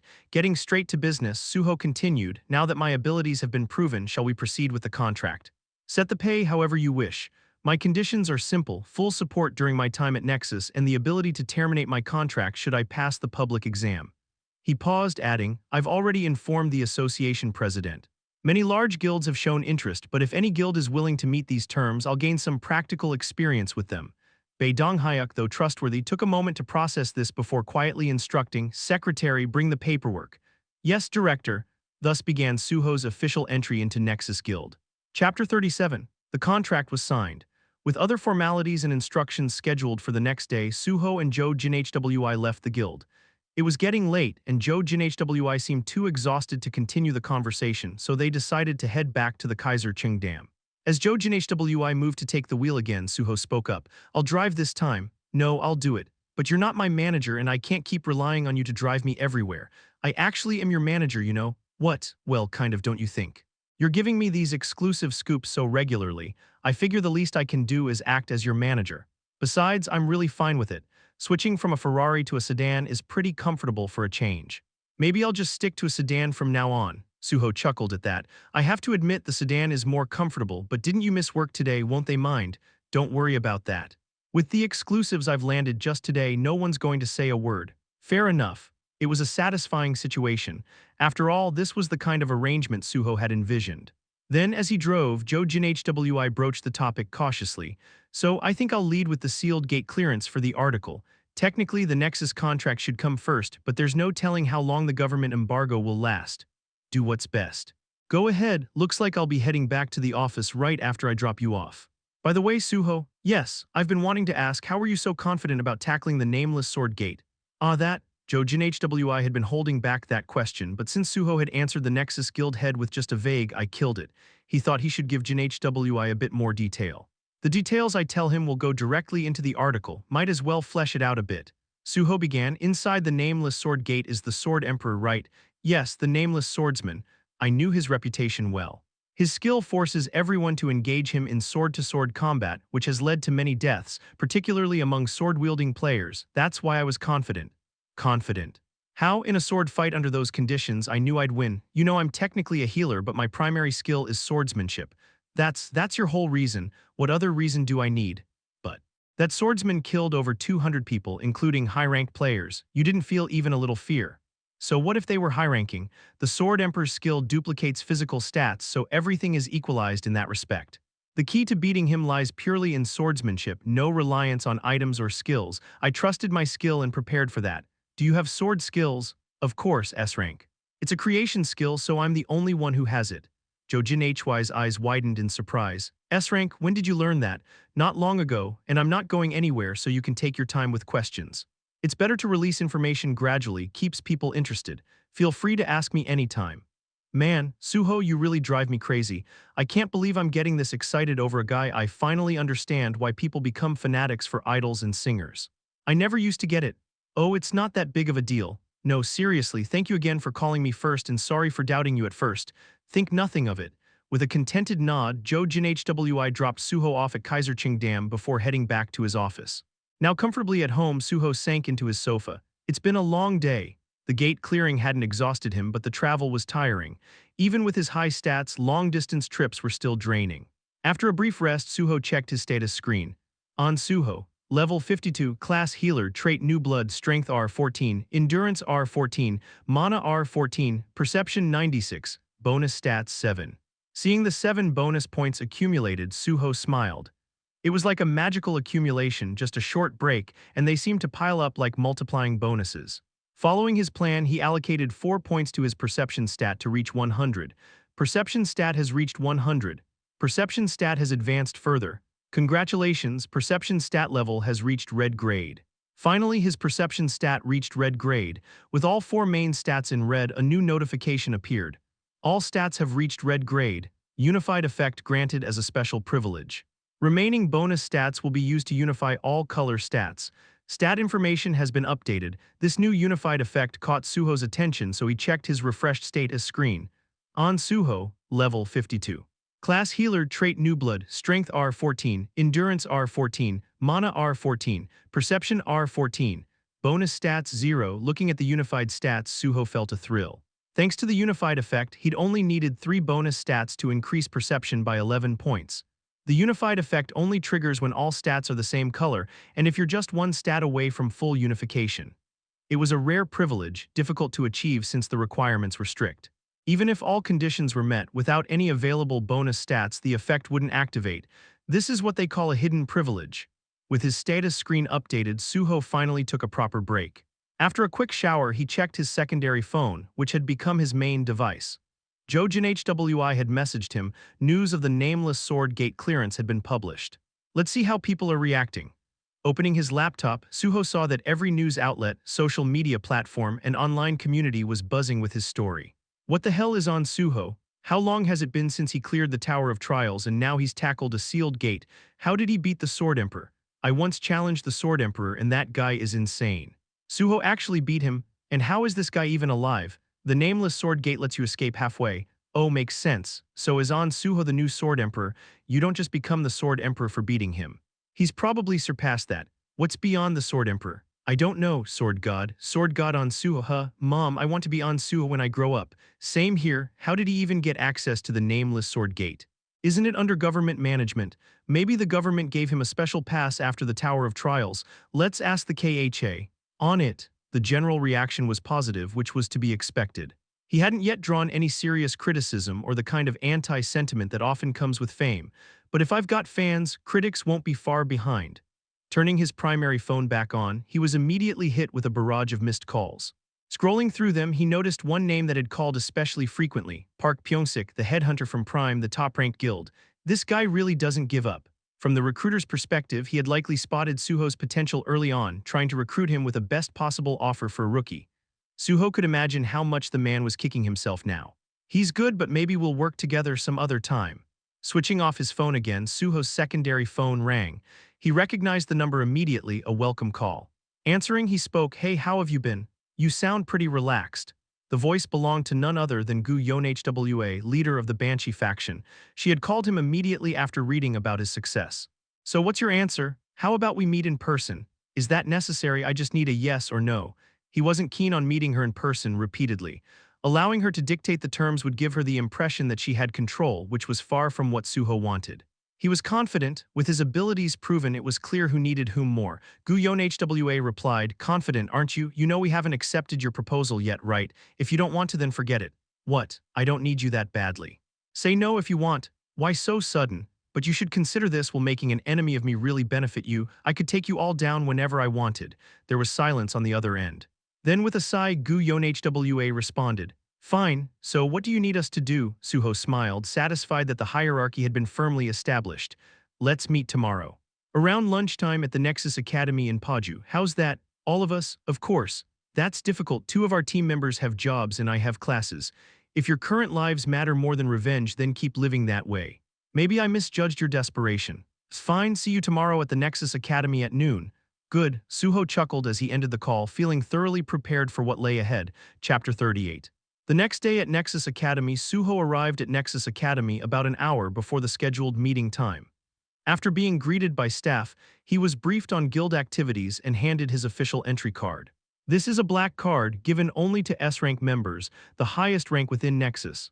This card grants you access to all Nexus facilities and exempts you from any charges. Additionally, it functions as a corporate card, so feel free to use it as needed. As expected of Nexus, even though this wasn't the main headquarters, everything was processed with efficiency. Kim Sue, a dedicated member, personally handled Su-ho's onboarding. After the explanation, Su-ho nodded in appreciation. "Thank you. As discussed, I'll use the Academy's training room for a while." "Of course. Since the room is reserved exclusively for S-rank members, you won't encounter any interruptions. I'll also prepare the guest pass you requested." "Thank you." After a brief pause, Kim Sue looked at Su-ho with a hopeful expression. "Su-ho, would you mind meeting Hunter Kang Di-han?" "Kang Di-han," Su-ho repeated. "Yes, ever since he learned that you would be joining Nexus, he's been eager to meet his mentor officially. Now that you're here, we thought it would be a good opportunity." Su-ho nodded. "That sounds great. He can come by the training room while I'm there." Kim Sue looked relieved. "Thank you so much, Su-ho. It would be good to meet him again." In the future, Kang Di-han would go on to become one of the country's top tank-class hunters. Building this relationship early, while they were both in the same guild, would be invaluable. With their conversation complete, Su-ho headed toward the training room. In the Nexus training room, the S-rank training room was unlike anything Su-ho had seen outside Nexus. It was equipped with the most advanced VR devices, computers for data analysis, and a range of simulators. Even with his knowledge from the future, he was impressed. A bit outdated compared to the future, but it's still top of the line for now, he thought. Among the equipment was Infinity, the most advanced virtual reality device of this era. Drawing on his memory of the machine's operation, Su-ho quickly mastered its controls. After some time, the 4 Banshees arrived at the training room. Su-ho greeted them with a smile. "Welcome, it's been a while."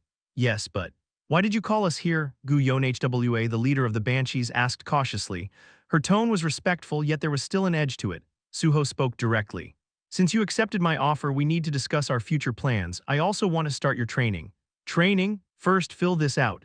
Su-ho handed them a tablet with fields to enter personal information, status windows, and skill details. "You want us to share our status windows?" "Yes, to give you proper training, I need to know your capabilities. Fill out everything accurately. Trust is essential if we're going to work together." "I've already opened up about my abilities." The Banshees exchanged uneasy glances but eventually filled out their information, realizing that Su-ho had as much to lose as they did if trust was broken. Once the data was gathered, Su-ho checked it on his phone and nodded. All under level 50, perfect for training them from the ground up. This will do for now. Follow me to the training area. You're familiar with the VR capsules from the Hunter exam, right? Pick one and enter. I've already set the simulation. The Banshees followed Su-ho's instructions and entered their capsules. Inside the virtual reality of Kunlun in the simulation, Su-ho and the Banshees opened their eyes to find themselves standing atop a mountain surrounded by clouds and an endless blue sky. The sight left the Banshees awestruck. Welcome to Kunlun. This will be your training ground whenever we have time, Su-ho said. Kunlun. Modeled after a place Su-ho had once conquered in the past, it was a brutal training ground meant to push the Banshees to their limits. Gu Yonhwa glanced around before asking, what kind of training? Combat training. Each of you specializes in different roles, but if you stay as you are now, you'll be caught by the special division in no time. Your skills need to go beyond what they are now. But we've managed before. Managed. You call getting caught by me managing. There's no such thing as a perfect crime, especially in a world of superpowers. While each of you has your strengths, you need to be able to defend yourselves and each other. Su-ho snapped his fingers and several swords appeared before them. Pick a sword. Your first task is to conquer your fear and learn the basics of weapon combat. Why swords? Gu Yonhwa asked, somewhat reluctantly. Su-ho smirked. You know what they call me, don't you? Sword god? Exactly. You have a swordsmanship master in front of you, so were you planning to learn something else? With another snap of his fingers, a practice sword appeared in Su-ho's hand. I've disabled all skills in this simulation, so don't even try.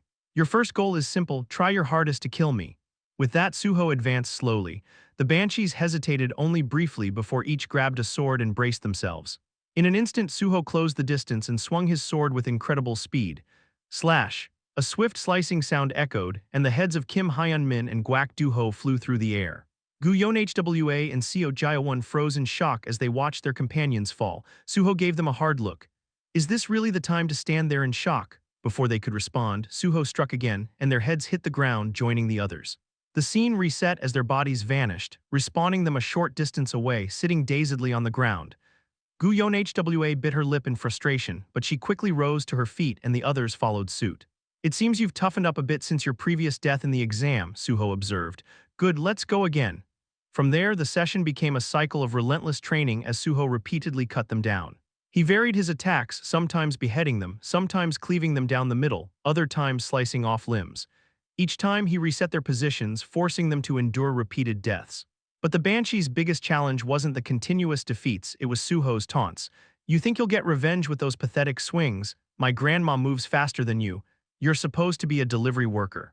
Are you sure you're not delivering yourself? Middle school teacher, huh? You're slower than your own students. Su-ho's words stoked their anger, pushing them to fight with raw determination. The Banshees responded furiously, attacking him wildly. Watching them charge at him with fierce resolve, Su-ho nodded in satisfaction. This level of mental toughness is essential for survival inside a gate. Su-ho had no intention of limiting the Banshees' role to intelligence gathering or espionage. Eventually, they would face the Special Division and other strong opponents. He needed them to be formidable warriors capable of handling themselves in combat. Becoming a warrior requires being forged in the fire. After hours of relentless sparring, Su-ho finally spoke. When the time's up, you'll log out automatically. Keep training until then. Ideally, he would have liked to guide them until they were true warriors, but he had other tasks to handle. Fortunately, the Infinity VR device had a motion deep learning feature, which allowed him to create a training avatar that could continue drilling the Banshees with his fighting techniques after he logged out. As Su-ho left the virtual realm, his avatar materialized and continued the training. What are you staring at, you slackers? Pick up your swords and get back to it. The Banshees, furious once more, charged at the avatar. Meanwhile, outside the virtual room, that should keep the Banshees busy for a while, Su-ho thought, emerging from the capsule. Just then his phone rang. It was Kim Sue-hee. Yes, Director. Su-ho, I just wanted to confirm that the article about your official entry into Nexus was released about an hour ago. Through reporter Jo Jin Hwi.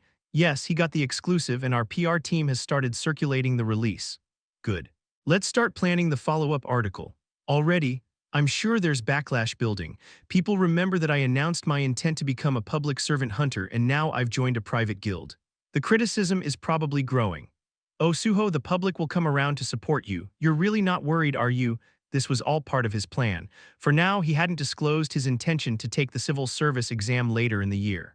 He was using his Nexus entry to draw attention, knowing that controversy, good or bad, would only fuel public interest. Timing was crucial. He would make the announcement when it would have the biggest impact.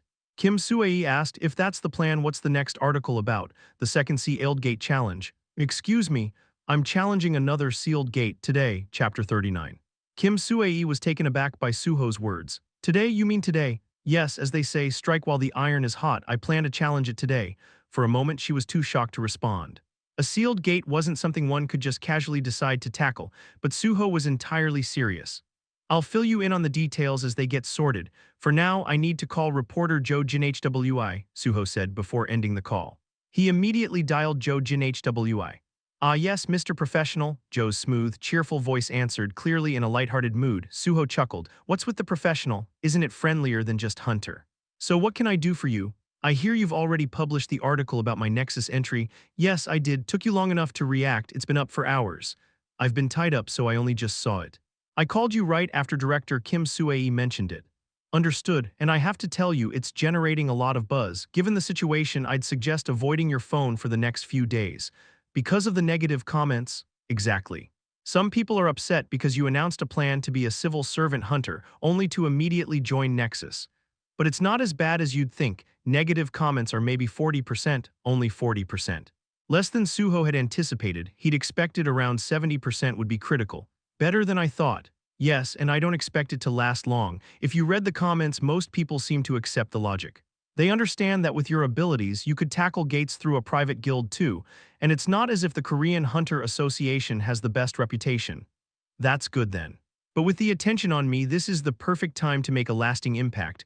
Let's lock in the support of the public. Absolutely, so do you have something planned? Yes, let's prepare a follow-up article, title it. Su-ho Ahn's Second Sealed Gate Challenge. Oh ho, Joe Jin HWI clenched his fist in excitement. As expected, Mr. Professional, you never disappoint, my respect, Su-ho laughed. Glad you're enjoying this. It'd be best to publish the follow-up soon to keep up the momentum. And now that I'm with Nexus, I should raise its profile too, right? 100% agree. So which gate are you aiming for this time? The Swamp of Despair. The Swamp of Despair. You mean that Swamp of Despair? Yes, that's the one. The Swamp of Despair was an S-rank sealed gate under government management, notorious for its high death toll, surpassing that of the Nameless Sword Gate. The main reason was simple. Unlike the Nameless Sword Gate, the Swamp of Despair had no survivors. In fact, it wouldn't be cleared until about a decade from now, and Su-ho knew exactly who would clear it and how. This made it the perfect choice. As things currently stood, he was likely the only person in the world capable of conquering it. Anyway, please go ahead with the follow-up. Speak with Nexus's PR team for additional details. I haven't told them yet, so this will be news to them too. Now I need to deal with obtaining entry access to the swamp. Of course, and mind if I tag along again. Just call me when you're ready. Will do. Ending the call, Su-ho quickly contacted Young Chulmin. Captain, do you have a moment? Obtaining the entry permit for the Swamp of Despair turned out to be surprisingly easy. A hunter of Su-ho Ahn's caliber, naturally we have to give him access. Did Captain Yo not know better? If Su-ho requested it, we should have granted it immediately. Next time he requests access, make sure it's prioritized. It turned out that his efforts to get formal approval had only brought him unnecessary criticism. Exasperated, Young Chulmin lamented, I guess with this sealed gate clearance, you'll probably be able to enter any gate you want in the future. Thanks to you, Captain. The Swamp of Despair was located on Yongjang Island near Incheon. Su-ho once again rode with reporter Joe Jin HWI, and upon arrival, they met with Young Chulmin, the site manager and members of Nexus's PR team. The follow-up article was already out, titled, Nexus's Su-ho Ahn challenges a second sealed gate without rest. Public excitement quickly turned to fervor with reactions flooding in. Is Su-ho Ahn out of his mind? Clearing one sealed gate wasn't enough, now he's going for another. Tell the people who criticized him for joining Nexus to come out. No other hunter is tackling sealed gates for us. 222,222 3 billion, 333,333,333 444 billion, 444,444,444. I didn't criticize him. I believed in him from the start. Sword God, you're incredible. From now on, Su-ho and I are one. Anyone who insults him insults me. Su-ho Ahn, is he a god, Mom? I want to be Su-ho Ahn when I grow up. As the praise poured in, Su-ho noticed a certain phenomenon unique to hunters. While celebrities were scrutinized for the smallest mistakes, the public was generally more forgiving toward hunters. The reason was simple. Whatever their motivation, hunters risked their lives to protect humanity. Captain Young Chulmin observed the Nexus PR team and commented to Su-ho, seeing you here with Nexus really makes it feel official. Su-ho chuckled. Yes, it does. Then, after a moment's hesitation, Jung Chulmin lowered his voice and asked quietly, "Did you manage to work out those conditions with Nexus?"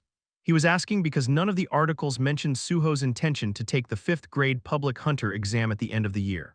Seeing Jung's concern, Su-ho smiled and replied, "Yes, almost all the conditions we discussed with the association president have been included in the contract, but remember, this is our little secret."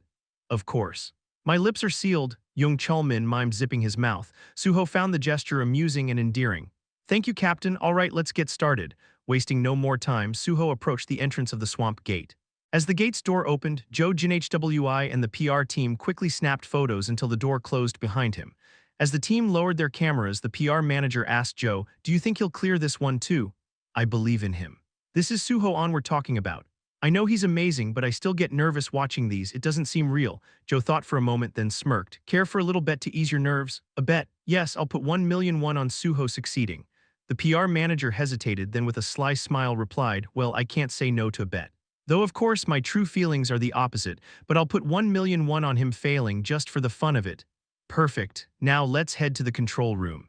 "We can't exactly wait outside forever, can we?" "Agreed." The two walked to the control room and settled in. Then something unexpected happened. "Huh?" Jung Chulmin, watching the screen, furrowed his brow. Suddenly he stood, bringing his face close to the monitor with an expression of utter disbelief. "The gate line, it's disappearing." "What do you mean?" Both the PR manager and Joe crowded closer, their eyes widening. The gate line, the energy field that signaled an uncleared gate, was indeed vanishing. And just a few minutes later, the gate portal itself disappeared, replaced by an exit portal that began to emit a bright light. Then from within that portal, Su-ho Ahn emerged. It wasn't a mistake, the equipment wasn't malfunctioning, and it was certainly not some elaborate trick. Right there, live on the monitor, stood Su-ho Ahn exiting the gate. "WW what? How long has it been? 10, 20 minutes? 10 minutes, it hasn't even been 5, and yet he already cleared it." Su-ho waved at the camera, and the site manager immediately unlocked the gate's entrance, allowing the entire team to rush out to meet him. And there he was, standing casually as if he'd simply taken a stroll after clearing yet another sealed gate. Chapter 40, 5 minutes before. Su-ho entered the square, moving confidently through its well-organized interior until he reached the gate's portal. Without hesitation, he stepped into the portal, entering gate, loading gate information, swamp of despair. Entry condition open to all, maximum participants unlimited. The gate's entry requirements were simple, but despite the lack of restrictions, it was infamous for having claimed more lives than even the nameless sword gate. This was due to a mystery surrounding the place. Up until now, no one had ever returned alive. The Swamp of Despair, a place no one has returned from, but I know what's here. That knowledge gave Su-ho the confidence to enter without a second thought. Upon entering, he found himself in a massive, dimly lit cavern. Before him lay a towering staircase leading upward, and at the top was a door that radiated a brilliant, almost ethereal light. That door was the exit, the portal to the outside. Clearing the gate required only reaching that door. Yet no one has succeeded. Su-ho's gaze dropped from the glowing portal to the staircase leading toward it. Statues oddly shaped and scattered across the steps appeared frozen in eternal lamentation, but Su-ho knew better. These aren't statues, these are the people who tried to clear the Swamp of Despair. There were no monsters here. Instead, the staircase itself was the gate's trial. This trial was known as the Stairway of Despair. It was a terrifying staircase where each step filled those who climbed it with overwhelming despair. Only those with extraordinary mental fortitude or specialized protection skills could hope to reach the top. To withstand this place, you need a mental protection skill of at least S rank. This was how the gate earned the name Swamp of Despair, each step dragging challengers deeper into hopelessness until they became immobilized by their own despair, turned to stone as they faltered. These statues were the result of challengers succumbing to that despair, but Su-ho felt nothing as he took his first step onto the stairway. Swoosh!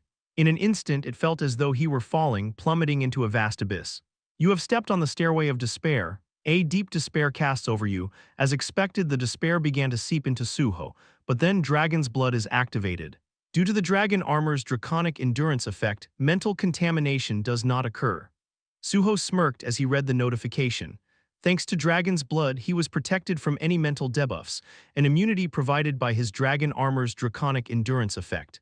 He took another step forward. You have stepped on the Stairway of Despair. A deep despair casts over you. Dragon's Blood is activated. Due to the Dragon Armor's draconic endurance effect, mental contamination does not occur. With each step, the same message appeared, and each time Su-ho was unaffected. He climbed the stairs lightly as though taking a casual stroll. All around him, stone statues lined the staircase, some even placed to the side to clear the path. By the midpoint, however, the stairway became barren, no statues were visible. This place has broken countless challengers before they could even reach halfway. Step by step, Su-ho ascended until he reached the very top of the staircase. Protected by dragon's blood, he remained fully conscious. Just before stepping onto the portal that led to the exit, he paused, looking back at the statues of those who had perished. "I'm sorry I couldn't bring you with me." Su-ho knew the identity of the first person who would eventually clear this place, someone known as the ascetic, a martial artist with extraordinary mental resilience. The ascetic had spent hundreds of days battling despair with each step he took, eventually clearing the gate alone. However, he left the statues behind, knowing that any attempt to touch or move them would cause them to crumble. Instead of reaching out to the statues, Su-ho clasped his hands and offered his respects. "Thank you for your struggles." Then he stepped onto the glowing portal at the top, gate conquered.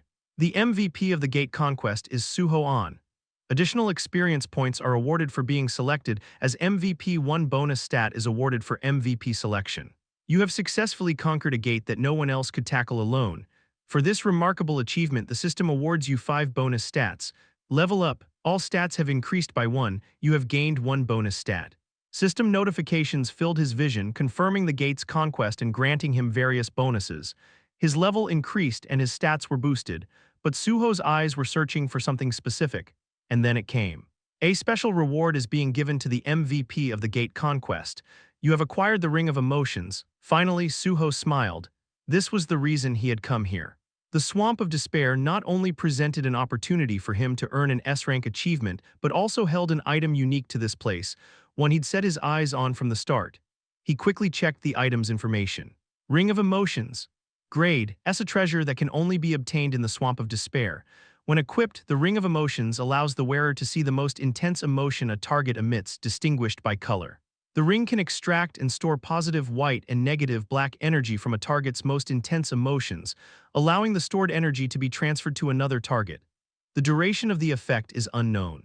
The Ring of Emotions, an S-rank treasure once wielded by the ascetic, allowed its owner to harness the emotions of others. With it, Su-ho could influence people or creatures, whether human, animal, or monster. In the wrong hands, however, the ring could be weaponized, used to manipulate emotions to deadly effect. "There's no chance I'll let this fall into the wrong hands." Su-ho slipped the ring onto his finger. It immediately resized to fit him perfectly, then turned transparent and vanished from sight, even to the touch.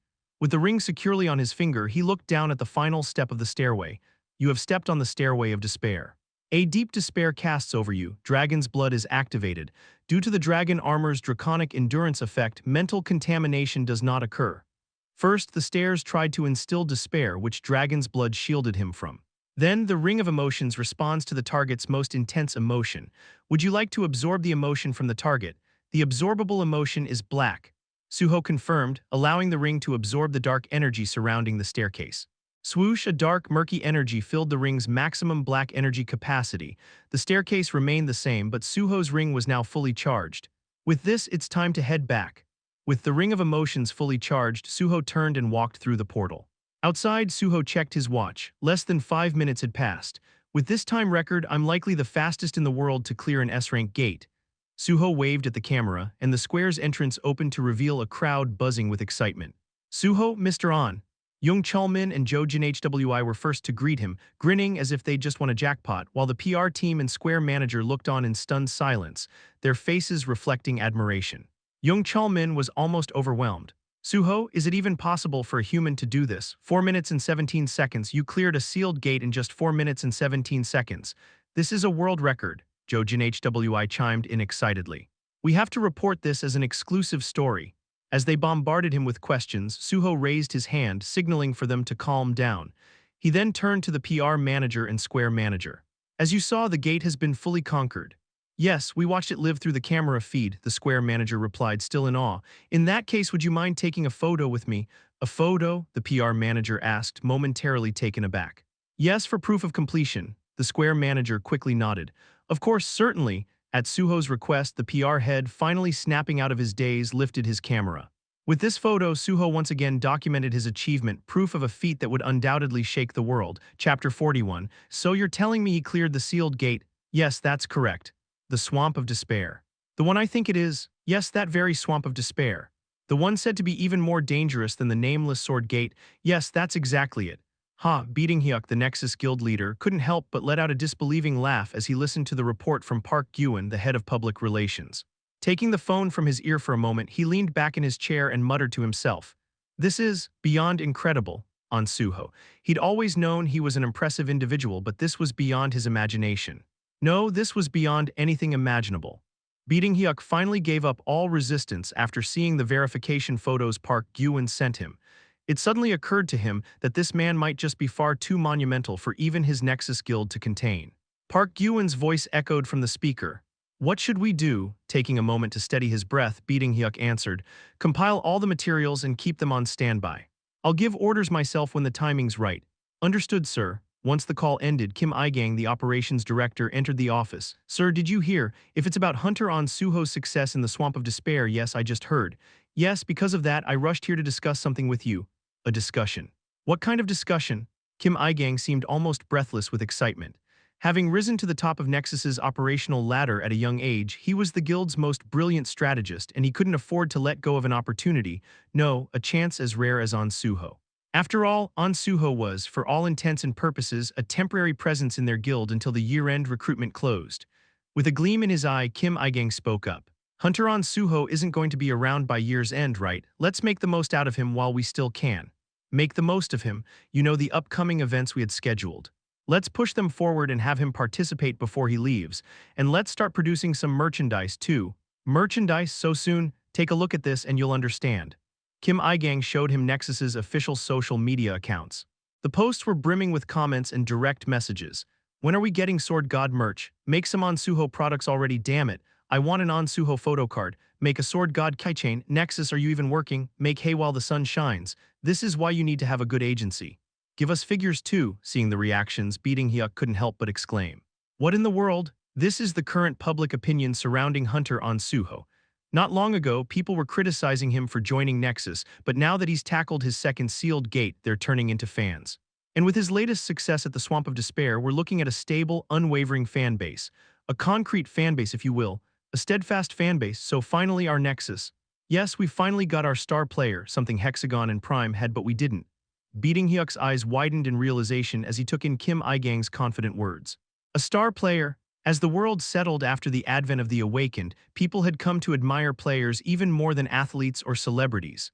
With their rarity, abilities, and thrilling visuals, players provided spectacles more captivating than sports or games. Until now, Nexus hadn't had a player influential enough to be called a star. Or more accurately, no star player had survived for long. A star player wasn't just someone with exceptional hunter skills, but also someone who could consistently stay alive. And with Ahn Su-ho, who had single-handedly cleared 2 sealed gates no one else could tackle, he's got potential to survive, and that was the most important factor. After all, only the living could generate star power and marketability. As Beating Hyuk's gaze sharpened with interest, Kim I-gang added in a mild tone, "I know it's a bit harsh to say, but from the guild's perspective, merchandise sales will be fleeting." "True, right. There's also a possibility that Hunter Ahn Su-ho might not even make it to the year's end. So we need to start planning our business model now." Though his words were blunt, as the guild's operations manager, Kim I-gang was simply taking a realistic view. Guilds, after all, needed to maximize profits, much like businesses. Beating Hyuk nodded in agreement. "All right, proceed right away. Thank you." With a look of excitement, Kim I-gang left the office, only for Beating Hyuk's phone to ring shortly after. A new number, who could it be? When he picked up, a familiar voice greeted him. "Hello, is this Nexus Guild leader Beating Hyuk?" "Yes, this is he. May I ask who's calling?" "Ah, I'm Jang Kyungwon, the president of the Korean Hunter Association." "A pleasure to speak with you." "Oh, President Jang." Beating Hyuk's eyes widened at the mention of the association president. But why would he be calling? They didn't have any direct business. That's when President Jang chuckled and spoke up. "Do you have a moment? I have something I'd like to discuss with you." Suddenly, Beating Hyuk narrowed his eyes. Why was the association president asking to meet him all of a sudden? But the answer was obvious. It must be because of Hunter Ahn Su-ho. If it was about Hunter Ahn Su-ho, everything made sense. News of the sealed gate clearance would likely reach the association or military faster than Nexus, especially with the upcoming recruitment exam and discussion. Clearing 2 sealed gates seems it's gotten the association's attention. If that were the case, he would need to be prepared. We can't afford to ignore them. Thus, while Ahn Su-ho remained in Nexus, they needed to foster a good relationship with the association. With enthusiasm, Beating Hyuk replied, "Ah, yes, of course. Shall I come to the association? If that's convenient for you, that would be perfect." Yes, I'll head over, but how about dinner instead if you're open to it? I'd like to host you somewhere nice. Shall we? Haha, a light meal sounds good. I'll await your call. Absolutely, I'll contact you shortly. Once the call ended, Beating Hyuk immediately called Kim Igang back in. On his way back to Seoul after clearing the Swamp of Despair, Suho received a call from Beating Hyuk. Yes, yes, understood, I'll do that. As he ended the call, his driver, Jo Jinwi, asked, Is something up? The association president wants to meet with our guild leader. President Jang Kyung-won? Ah, it figures. Being a former politician, he's certainly proactive. Yes. They're meeting over dinner tonight and our leader wants me to join.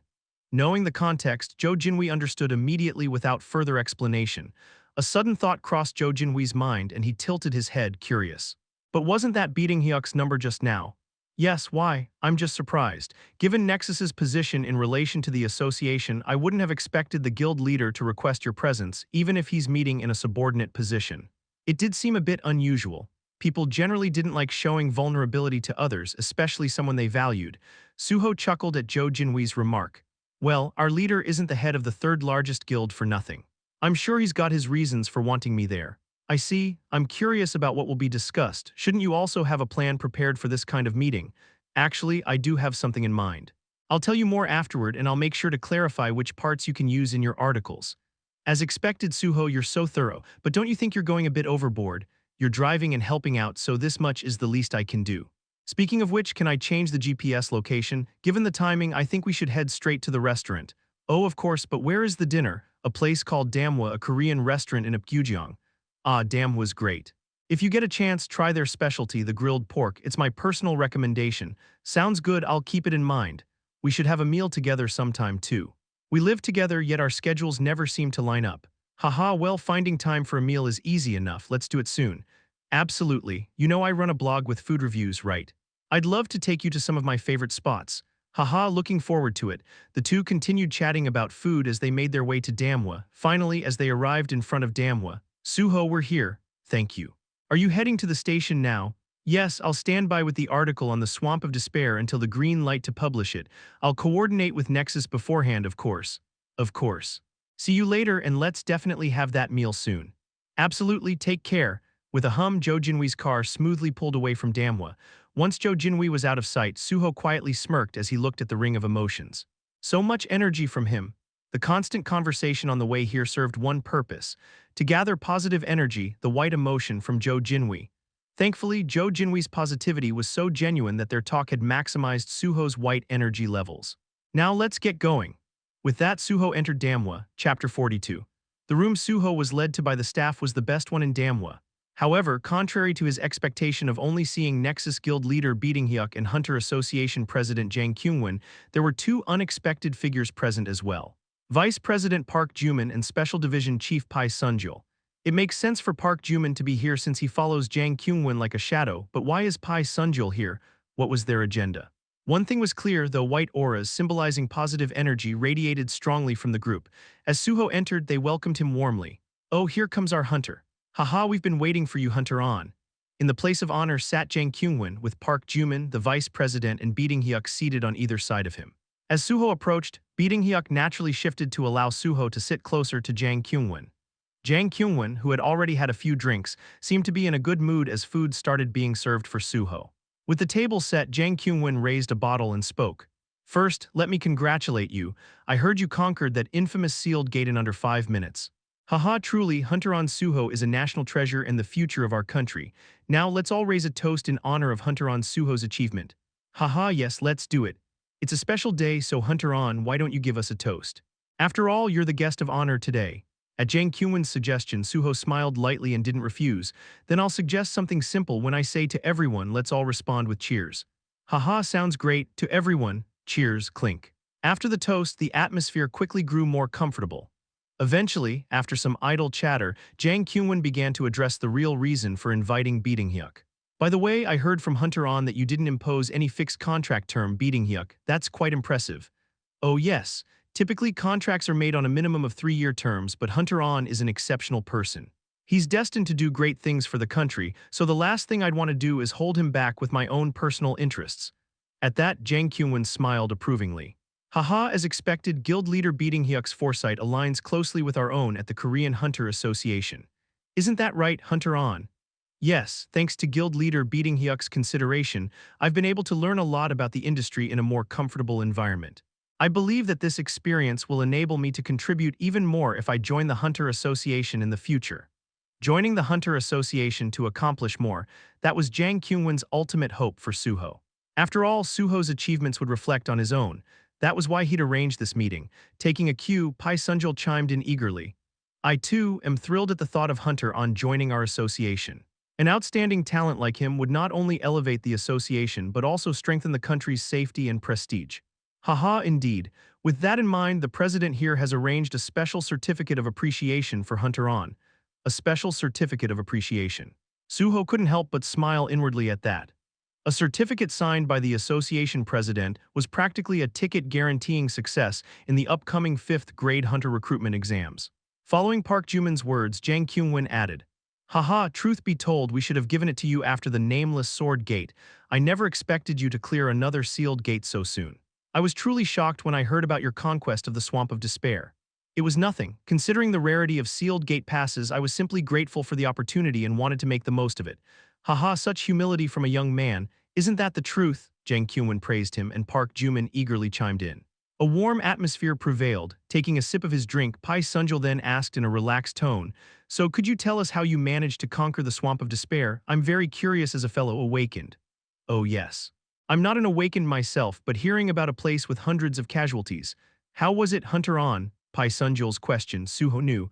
This was the start of Pai Sunjul's interrogation method. Pai Sunjul's specialty is to ask seemingly casual questions to extract information he wants.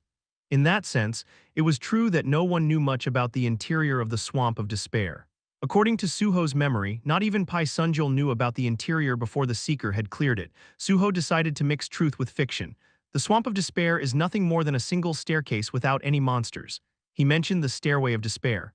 The best lies always contain an element of truth. Su-ho elaborated on the Stairway of Despair and its powers before weaving in some alternative strategies. By assessing the dangers of the first step, I thought of using tools rather than stepping on it directly. And it worked. Su-ho explained that he had used his spear to ascend the stairs, allowing him to clear the gate in record time. Everyone nodded, impressed by his explanation. It sounded convincing. Pai Sunjul especially seemed impressed. Most hunters would try to rely on mental immunity skills or items, but you used a much simpler method. I just thought of it simply, and I got a bit lucky. Indeed, that's what makes you exceptional, Hunter On. By the way, what level are you currently at? I heard you're not even at level 100 yet. Yes, I'm currently level 53. Level 53, incredible. Then you must have developed a unique trait as well. Pai Sunjul's eyes sparkled with excitement and the white aura grew stronger. Of course, anticipation is a positive emotion. I see, so that's what he's after. It made sense in retrospect. While Su-ho's primary choice for department was gate management, Pai Sunjul had every intention of recruiting him eventually. A capable hound is always valuable to a handler with a blade. In that sense, the first thing he would want to verify was the hound's trait. Information on levels, main skills, and class could be found with a bit of research, but traits were only revealed if the individual chose to disclose them. But Su-ho had no intention of revealing his traits, such as New Blood, Dragon Blood, Vampire Blood, Pocket Dimension House, or Gyeong Spear. Su-ho replied, My trait is the Path of the Sword. Although I'm a healer, I tend to rely on swordsmanship, so I developed the Path of the Sword. The Path of the Sword, a rather unusual trait for a healer. Pai Sunjul wore a curious expression, but Su-ho could see it. The subtle hint of disappointment in Pai Sunjul's aura as the white aura dimmed. As expected, Su-ho understood Pai Sunjul's reaction. The special division housed many hunters with rare traits. That's why it annoyed him. To be regarded merely as a hound. He knew this, but disrespect was never easy to stomach, and indeed Pai Sunjul thought to himself, well, that's fine. The Path of the Sword is typically a dealer's trait, but with a healer it could mean he's a hybrid. Perhaps that's why. Pai Sunjul chose to see it positively. After all, Su-ho was producing results regardless of his makeup. With that thought, the white aura around Pai Sunjul brightened again. At that moment, Beating Hyuk spoke up. I didn't know you had the Path of the Sword as your trait. It certainly is an interesting combination. Haha, while I mainly use sword skills, I don't intend to neglect my healing skills. I'm planning to grow further in the healer class for the time being, and any support from you, guild leader, would be greatly appreciated. As you know, hunter lifespans are short. Beating Hyuk offered a somewhat bitter smile. Of course. I'm well aware that the higher hunters climb, the greater their mortality rate. As a guild leader, I understand that better than anyone. It's truly concerning. While I'm thrilled to have someone as talented as Hunter Ahn Su-ho with us, it pains me to think of the dangers he will have to face. He sounded genuinely troubled. The white aura dimmed as a sign of his sincerity. Then, as he munched on some appetizers, Jang Kyung-won added, "Yes, it's widely known that hunters have a high mortality rate. I hope guild leader Beating Hyuk will continue to support him, as guilds are often more adept than the association at nurturing hunters." Haha, certainly, I'll do my best. I'm always ready to help with any other tasks the association may have. And he meant it. After all, the reason Beating Hyuk attended this meeting was to maximize Nexus's relationship with the association through Su-ho. This was the best course for Nexus, which usually received little attention from the association. A strong guild can accomplish so much more. Satisfied with Beating Hyuk's response, Jang Kyung-won smiled. At that moment, Park Juman, who had been waiting for a chance to interject, seized the moment. As expected of guild leader Beating Hyuk, I'll do my best to act as the bridge and communication channel between the association and Nexus so that our country can become safer and more reputable. Now let me pour us another drink. Typical Park Juman, attending a meeting just to make himself known and grab any benefits. Su-ho recognized this trait from his previous life and intended to make the most of it. Accepting Park Juman's glass with a smile, Su-ho replied, "I'll be counting on you, Vice President Park." Haha, of course. Hunter Ahn, don't hesitate to reach out if you need any assistance, regardless of rank. Pai Sunjul, seated next to Park Juman, also raised his glass with a smile. And don't forget me, my contact is always open. Since I'm a field agent, I can help with the smaller issues. With everyone here offering their support, I feel very reassured. I'll continue to clear not only the sealed gates but every gate in Korea for the sake of the nation. That's the spirit of a young hunter, such ambition. Haha, indeed. Laughter filled the air, accompanied by the glowing white aura of mutual ambition. Each of them had laid their intentions bare. With their mutual goals understood, all that remained was for each to secure their interests. As the evening reached its peak and the gathering finally ended, Su-ho's eyes gleamed. What he truly intended to achieve from this meeting was just about to begin. Chapter 43. As the late evening wore on and night approached, the gathering finally concluded. The non-awakened members, Association President Jang Kyung-won, Vice President Park Juman, and Guild Leader Beating Hyuk, called for their drivers and returned home. This left only Su-ho and Pai Sunjul, both of whom were nearly immune to intoxication due to their stats, seated together. As the senior officials' cars disappeared from view, Pai Sunjul took out a cigarette and placed it between his lips. He then offered one to Su-ho, asking, "Do you smoke?" "No, I don't." "All right, then I'll just have one myself." Haha, after drinking, the urge to smoke becomes nearly unbearable. Pai Sunjul lit his cigarette, inhaled deeply, and exhaled a cloud of smoke before grinning and handing Su-ho his business card. "I didn't get a chance to give you my card last time. This is my direct number. Feel free to reach out anytime. I'll always take your call, Hunter Ahn." "Haha, thank you. Where are you staying these days?" "Oh, I'm at a hotel for now. My old place got a bit too crowded with people flocking around." "Ah, that must be tough. It's a real problem in our country, isn't it? People swarm like obsessive fans the moment someone becomes even slightly famous." "Haha, I suppose it's just passion for the fans."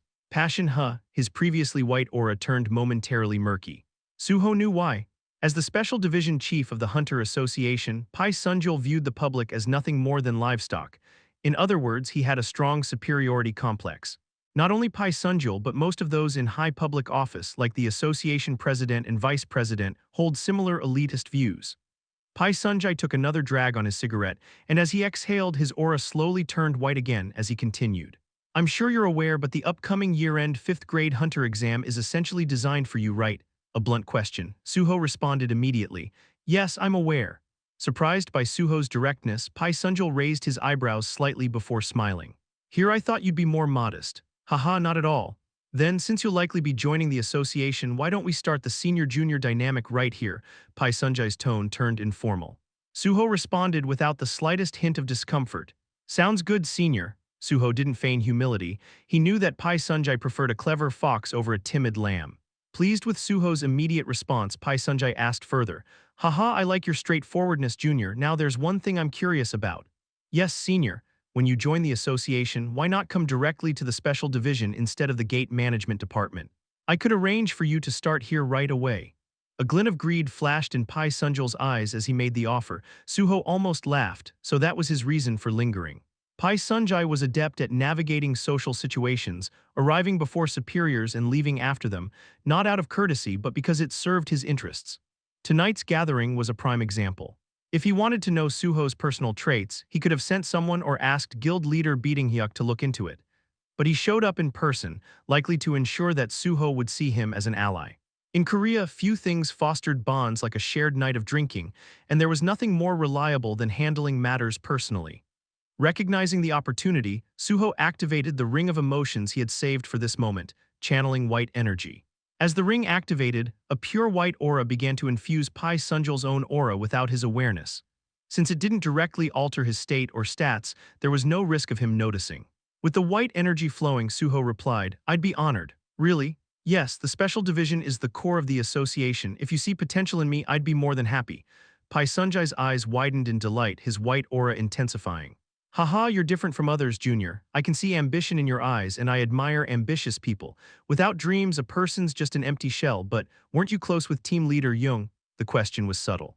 Su-ho answered calmly, "I am close with team leader Jung, but that doesn't mean I can't be close with you as well, Senior, and I'd say you're the person I should be closest to." Curious, Pai Sunjul chuckled and asked, "Why's that?" "Well, they say one should always be closest to their immediate superior. The president is too high up and team leader Jung, well, he's more of a temporary colleague." Satisfied with the answer, Pai Sunjul nodded approvingly. "You really get it, but you're pretty young to be so savvy. Are you secretly on your second life?" "Haha, not at all. Honestly, if possible, I'd love to join the association right away as a special hire or an experienced hire rather than waiting for the year-end." "Special hire, huh?" For a moment, Pai Sunjul's eyes gleamed. "Yes, the special recruitment process. Why hadn't he considered that?" His expression made it clear. Of course, Pai Sunjul was well aware of the special recruitment option, but from years of experience he knew not to rush things. After all, the year-end exam was essentially guaranteed to go Su-ho's way, so there was no need for him to push for an immediate special hire. But now, the situation had shifted. Not only was he already favorably inclined towards Su-ho, but under the influence of the ring of emotions, his feelings had moved beyond simple goodwill. According to the seeker, this ends in deep affection. In other words, thanks to the white effect, Pai Sunjul's feelings for Su-ho had grown so strong that it bordered on admiration. Of course, this feeling wouldn't last forever. The ring of emotions wasn't a permanent effect, but it was enough to turn the situation in Su-ho's favor for the time being. With a wide smile, Pai Sunjul said, "I didn't realize your admiration for the association ran this deep. My goal has never changed then or now. I checked for special recruitment this year but was disappointed to see none scheduled. True, special recruitment isn't common, but it's something I could handle if need be." Perfect. That was exactly what Su-ho had been aiming for. Feigning excitement, Su-ho asked, "Really, you're amazing, Senior." "Haha, well, it's nothing really. Special recruitment is ultimately at the discretion of the higher-ups, but if I present a case citing the need for additional staff in the special division, it might work." However, Pai Sunjul narrowed his eyes. To initiate an unscheduled recruitment, there'd need to be a strong reason, something to prove that you're a vital asset to the special division, a significant accomplishment. Su-ho was inwardly impressed. Even under the white influence, Pai Sunjul still calculated his advantage. To still prioritize personal gain despite being filled with goodwill toward me, keeping his face neutral, Su-ho asked, "What kind of accomplishment would you suggest?" "Well, we do various tasks in the special division. While gate conquests are essential, we focus more on people, specifically apprehending awakened criminals." "Ah yes, the special division has authority over investigations involving awakened individuals." "Exactly. Among those, we pursue particularly notorious wanted individuals, villains as they're commonly called. Now, while I know you excel in gate conquests, villain hunting is a different matter. So how about proving your capability by capturing a notable villain instead?" "Understood. Do you have anyone specific in mind?" "No one in particular. Any of the wanted ones would suffice. If you bring one in, I'll use that to push forward the special recruitment. You know how quickly a special hire can be completed, right? Within a couple of months." "Yes, I'm aware. I'll review the wanted list on the association's website and pick a target." Now that's the spirit. Our agents usually hesitate at the thought of hunting these wanted criminals, but you're different. "I'll trust you with this, all right. Yes, I'll make sure to capture one to prove my worth." "Great, then let's grab a meal together next time. I know a great spot." "Thank you. I'll look forward to your call." With that, Pai Sunjul finally got into a taxi and disappeared.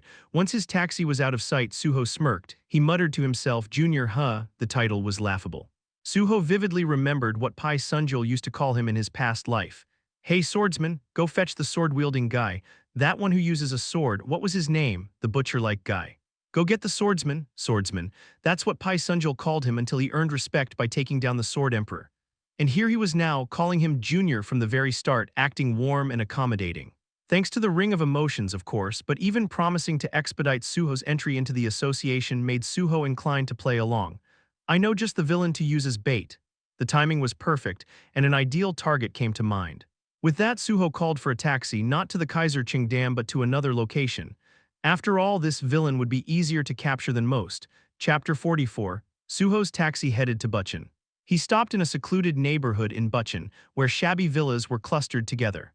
According to the records in the Library of Memories, it was certain that the person he was looking for was here. Su-ho slowly walked towards Pengchon Villa and checked the electric meter. This is the place. Among the shabby villas, one particular unit had abnormally high electricity usage, Unit 101. And it wasn't on the first floor but a semi-basement unit. Su-ho approached Unit 101 and activated his sensing ability right in front of the door. Magic detection is activated.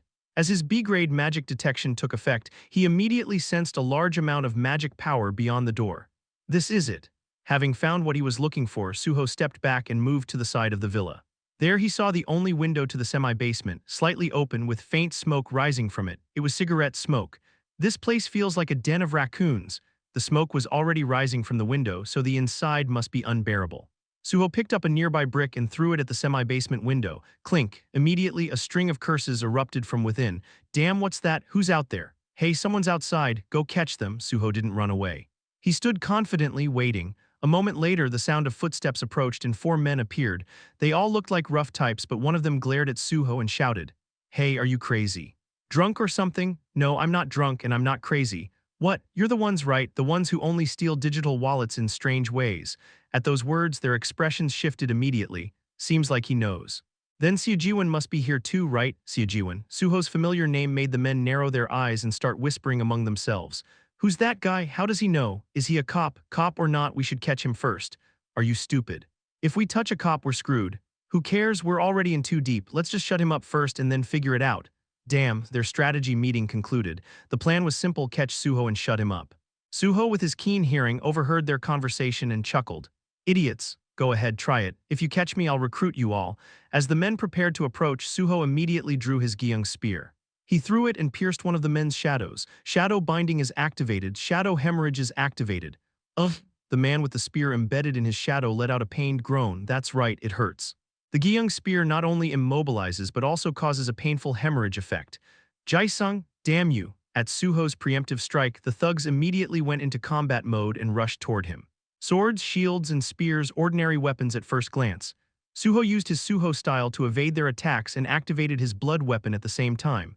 Blood weapon is activated. A long staff materialized in Su-ho's hands. He intentionally summoned a staff rather than a sword. These weren't monsters meant to die, they were valuable sacrifices for Pai Sunjul. Su-ho decided to call it a blood club and used it to smash the clavicle of the nearest thug. The man whose clavicle shattered rolled on the ground in agony. Su-ho swiftly crushed the shield of the next attacker and shattered both of his arms. Then he kicked the thug's shin, breaking his leg and leaving him unable to move. Why you crazy? Now only the one holding the spear remained. The man rolled his eyes, clearly conflicted. Should he attack or run? His hesitation didn't last long. He fled. Su-ho, seeing the man running away, smirked. Typical scumbags. Su-ho transformed his blood club into a sharp spear and threw it at the fleeing man. Throwing spear is activated. Crack. The spear pierced the man's calf and exited through his shin. The man collapsed to the ground, squirming in pain. Su-ho walked up to the one trapped in the shadow binding and kicked his thigh with all his might. With his red-grade strength, the thug's thigh exploded. The man, racked with pain, tried to collapse but couldn't move because he was still impaled by the Gyeong spear, only able to scream in agony. Good. With that, they were all incapacitated. Su-ho opened his pocket dimension and threw the incapacitated thugs inside, closing the portal afterward. The pocket dimension was the safest place to contain them for now. Su-ho then made his way to the semi-basement.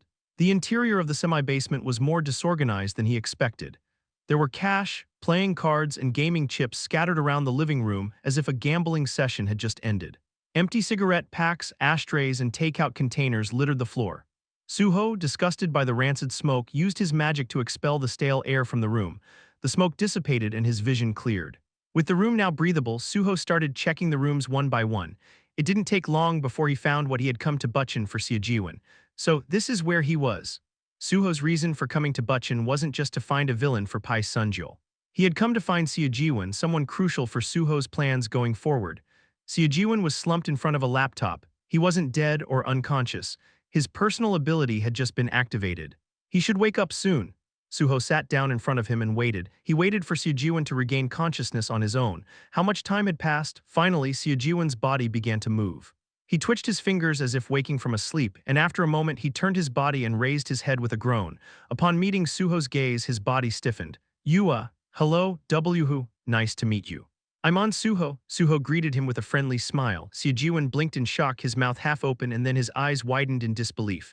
Ahn Su-ho, the Ahn Su-ho I know. You know me. Why, you're really Ahn Su-ho. The one who's all over the news. Yes, that's me. What are you doing here? Wait, what happened to the guys who were here? Seo-jiwon's words came out in a jumble. It made sense. He had been held captive by the 4 men he called bosses for 6 months, so his mental state was unstable. During those 6 months, he had endured daily beatings and abuse. Su-ho extended his hand to him, sensing that dialogue was not possible in his current state. Then the effect of the item activated. The ring of emotions reacts to the target's strongest emotions. The absorbable emotion is black. Absorbing the emotion.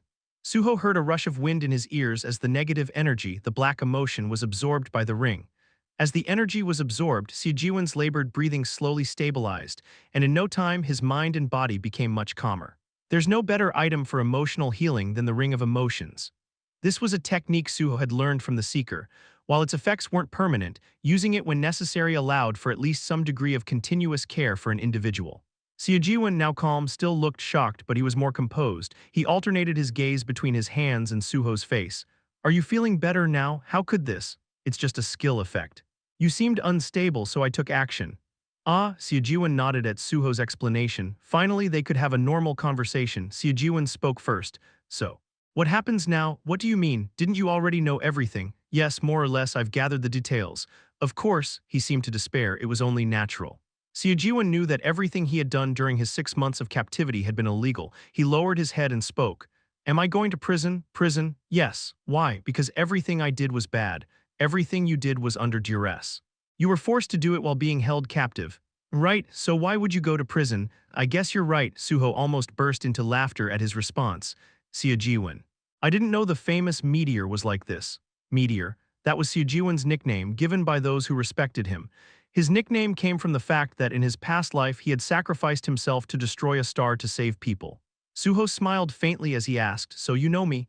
Yes, well, wouldn't it be strange if I didn't know? You're the most famous person in Korea right now. True, I guess that's true. It would be strange not to know him, considering how much he was covered in the media every day. Seo-jiwon asked, but how did you know I was here? I thought you weren't part of the association yet. Su-ho nodded and replied, that's right, I'm not part of the association yet. But I have a special ability that no one knows about, and that ability helped me find you. A special ability? Yes, I have a prophetic ability. What? Seo-jiwon's eyes widened in surprise. Of course, it was a lie. The truth was, there had never been any prophetic abilities, skills, or items discovered in Su-ho's current or past lives. But Su-ho had to lie. To get Seo-jiwon, also known as Meteor, involved in his plans, this level of deceit was necessary. Su-ho said, Seo-jiwon, I've never revealed my prophetic ability before, but the reason I'm telling you about it now is because you're an essential part of my future plans. I am, yes. You're the only one in Korea who possesses the digitation ability, and you are needed for what's coming next. Chapter 45, Digitization. It is the name of the unique ability in the cyber system among the many abilities in the world. Its effect is to transmit a player's mind onto the net. That was the only effect of digitization, and it was an extremely rare ability that had only manifested in 2 people worldwide. Of course, initially no one knew how amazing digitization was. In fact, no one even knew it existed. That was until Overload appeared. Overload. He, along with Seo-jiwon, was one of the only 2 people in the world with a cyber system ability. He was also the owner of digitization. Overload was an elite graduate of the prestigious Indian Institute of Technology, which might explain his sharp intellect. He quickly realized how powerful digitization was. With this understanding, Overload spent about 10 years preparing and eventually used digitization to take control of all the Earth's network systems, creating an unprecedented situation. Su-ho shook his head as he recalled that time. Thinking about it again, it was really absurd. It truly was an unprecedented event. After all, Overload had literally taken control of all the electronic systems on Earth, the entire planet. At first, everyone thought it was impossible. However, Overload confidently took control of all the network systems and eventually held the world hostage using nuclear weapons from various countries. At that time, people thought the world would end because of Overload, not the gates. Even though the world was undergoing massive changes and the player system was born, modern society still relied heavily on the internet network systems. So Overload arrogantly called himself the overlord of the earth and the ruler of the planet, and then appeared Seo. Seo asked, "Why, what do you mean? Because only you can prevent the future disaster." A disaster? Seo's eyes widened at the mention of a disaster. If it were someone else, he would have laughed and dismissed it as a joke. But the man in front of him was none other than Suho, on the talk of the town and the ultimate issue maker. Moreover, wasn't it Suho who had found him and rescued him when neither the police nor the association could? Suho continued, "Yes, in the near future, a man-made disaster will threaten the world. Someone with the same ability as you will emerge in another country." Ah, the moment Suho said this, Seojiwan immediately understood. He knew how powerful his ability was. In fact, Seojiwan had already used his ability to escape on his own. How did he escape? It was simple. Like Overload, Seojiwan had undergone a mental awakening due to the excessive stress of being imprisoned for a year. Using his digitization ability, he called the police and escaped. Of course, afterward, he fled during the police investigation. He had become disillusioned with being involved with people and was sick of it. After that, he disappeared. With digitization, erasing one's traces from the world was an easy task. But just when it seemed like he would live in hiding forever, Overload appeared, forcing Seojiwan to resurface. Seojiwan realized then that only he could stop Overload. So he uploaded a self-written autobiography to the internet like a will and chose to perish with Overload. Unlike Suho, who had been quietly living his life, Seojiwan decided to end Overload, the immensely powerful being who had declared himself a god and ruler of the planet. Seojiwan became known as Meteor because of his sacrifice. He had ended Overload. But this time, neither the birth of Overload nor Seojiwan's death will happen. Suho had planned it so. Suho continued, "Seojiwan, through my ability, I can foresee future events. That's why I was able to clear the Tower of Trials and the sealed gates, and that's why I need you. This world will eventually be destroyed by the gates and the system, and I can't stop it alone. So Seojiwan, will you join me?" Seojiwan's eyes began to tremble as if struck by an earthquake. Not only was he surprised that he had been rescued by such an unexpected person, but now that person was offering to make him a partner. Moreover, the reason was something grand. The world is going to be destroyed, perhaps that's why. Seojiwan felt his head might explode. It was hard to logically accept this absurd situation. But the ring of emotions reacts to the target's strongest emotions, absorbing emotions of black, absorbing emotions from the target. As Seojiwan's emotions became unstable, Suho immediately activated the Ring of Emotions. Seojiwan's mind cleared up miraculously and he could think calmly again. What should I do? Seojiwan found it difficult to make a decision, but that hesitation didn't last long. There were 3 reasons for this.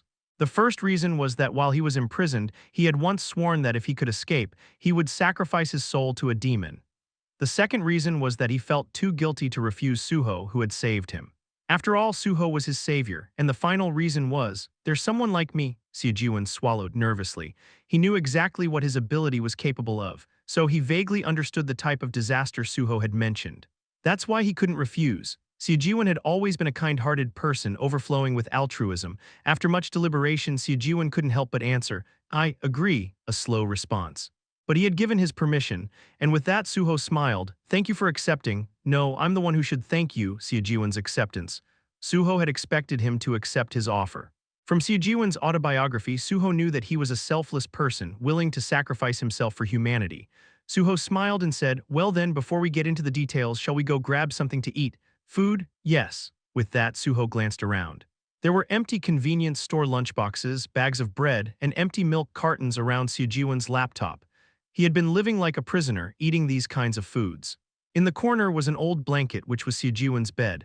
Suho turned his gaze back to Seojiwan. Seojiwan, swallowing his saliva out of hunger, said, "But I don't have any money." "Of course, I'll treat you." "Don't worry about the money." "Well then, please just this once," Seojiwan said awkwardly, lowering his head and smiling. Suho was a bit surprised by his actions. He hadn't expected Seojiwan to say something like that in such a situation. That's why Suho was even more determined to punish the 4 who had kidnapped Seojiwan. To lock up such a kind person for half a year.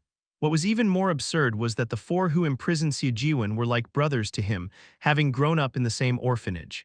Suho shook his head, reached into his inventory, and pulled out slippers that he had prepared earlier, handing them to Seojiwan. Seojiwan's eyes widened again. "How? You know, so go ahead and wear them." "Thank you." Suho had intentionally brought slippers for Seojiwan. According to his autobiography, while he was imprisoned, Seo had been made to live without even shoes to prevent him from escaping. The two of them left the basement, climbed the stairs, and when they finally stepped outside, Seo saw the blue sky, clear and without a cloud, and the bright shining sun. Seo was stunned. He hadn't realized how much time had passed, but also it had been so long since he had seen the clear sky and the bright sun. Ah, it was hope rediscovered for Seo. Su-ho took Seo to a quiet old soup restaurant nearby. Luckily, since it was an old place, no one recognized Su-ho and the two could eat comfortably in peace. When the soup came, Seo ate it quickly. It was the first proper meal he'd had in a long time.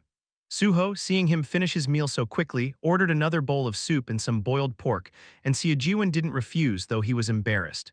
Once Seo's stomach was filled, he finally let out a sigh of relief. He smiled awkwardly and said, "Haha, sorry, it's just that it's been so long since I had a proper meal I didn't realize." "It's fine.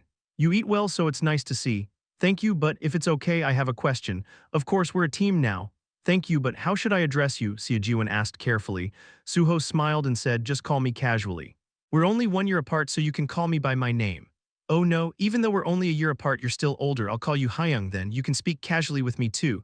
"All right then." The term Hyung. Maybe because he had lived in the orphanage for a long time, Seo was more comfortable with that term. Seo said, "Hyung, then why the association?" "Why the association?" "Well, with a prophetic ability like yours, you could create your own guild or join another large guild, right? Wouldn't joining the association limit your activities?" Su-ho chuckled. He had been asked the same question before, but since Seo had lied about being a prophet, Su-ho couldn't give him the same answer. Su-ho said, "Because it's a national agency." "Huh. No matter how big a guild gets, it can't compare to the authority of the government, and I plan to prevent the coming destruction of the world, but I also want to minimize the damage caused by other things before that. For that, there's no better place than the association." "I see," Seo nodded, understanding Su-ho's reasoning. Su-ho continued, "Of course, I'm not asking you to join the association. You're you and I'm me. What we do together is separate from that, but I promise you this, while you're with me, I'll make sure this never happens again." Seo smiled, feeling reassured by Su-ho's words. "Yes, thank you. I'll trust you, Hyung. In that case, let's do something together first." "Something? What kind of? You know the guys who imprisoned you." "Ah yes, let's take care of them first." Follow me." With a grin, Su-ho left the restaurant with Seo. Chapter 46, What Who a Thief? Yes, that's correct, Senior, Special Division of the Great Union. Upon receiving Su-ho's call, Pai Seongyul furrowed his brow in disbelief. If you check the list of wanted criminals, you'll see a thief. The ones who only target digital wallets. At Su-ho's explanation, Pai Seongyul gestured to his subordinate, who quickly displayed the thief's data on a tablet and handed it to him. Pai Seongyul silently read through the data on the thief. Then, without realizing it, he let out a chuckle and spoke. "There is a thief. At first, I thought it was just a hacker because he was only targeting digital wallets, but it turns out that a large amount of magical energy was detected from the damaged wallets. They're classified as villains, not just ordinary criminals." "Yes, that's right, so where are they now?" "I've already dealt with them and they're under my control.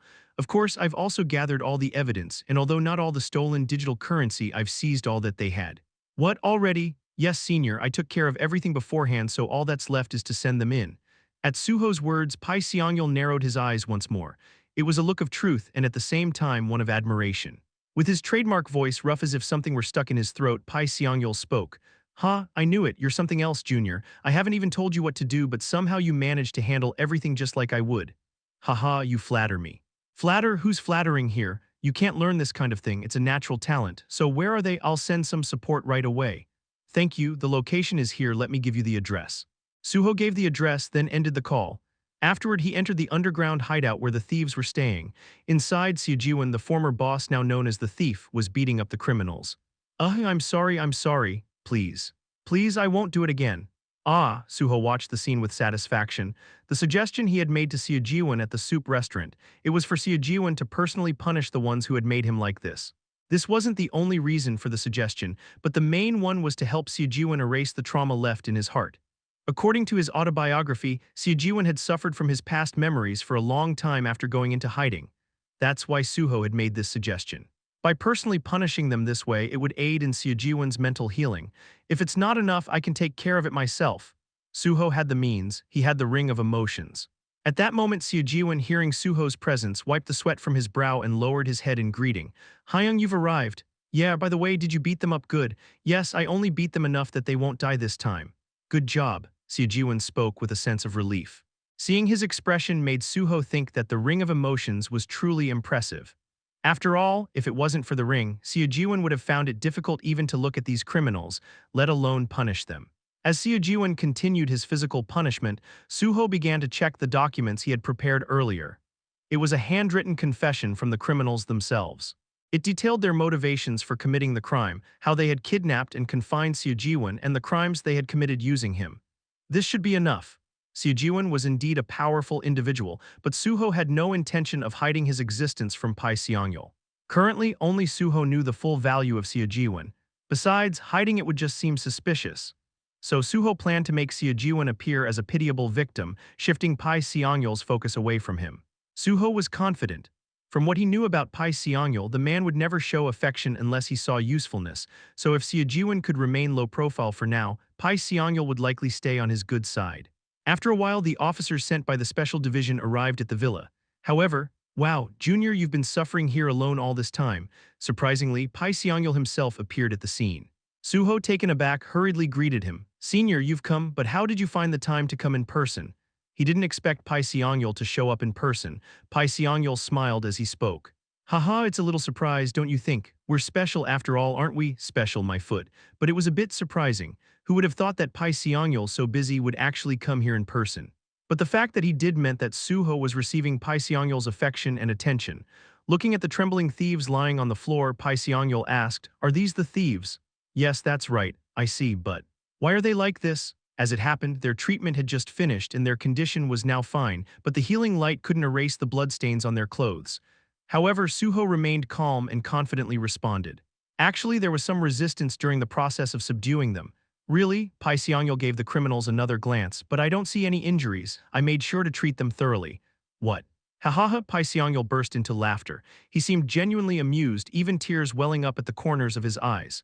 Wiping them away, he said, "Oh, this is hilarious. I didn't think you had this in you, Junior.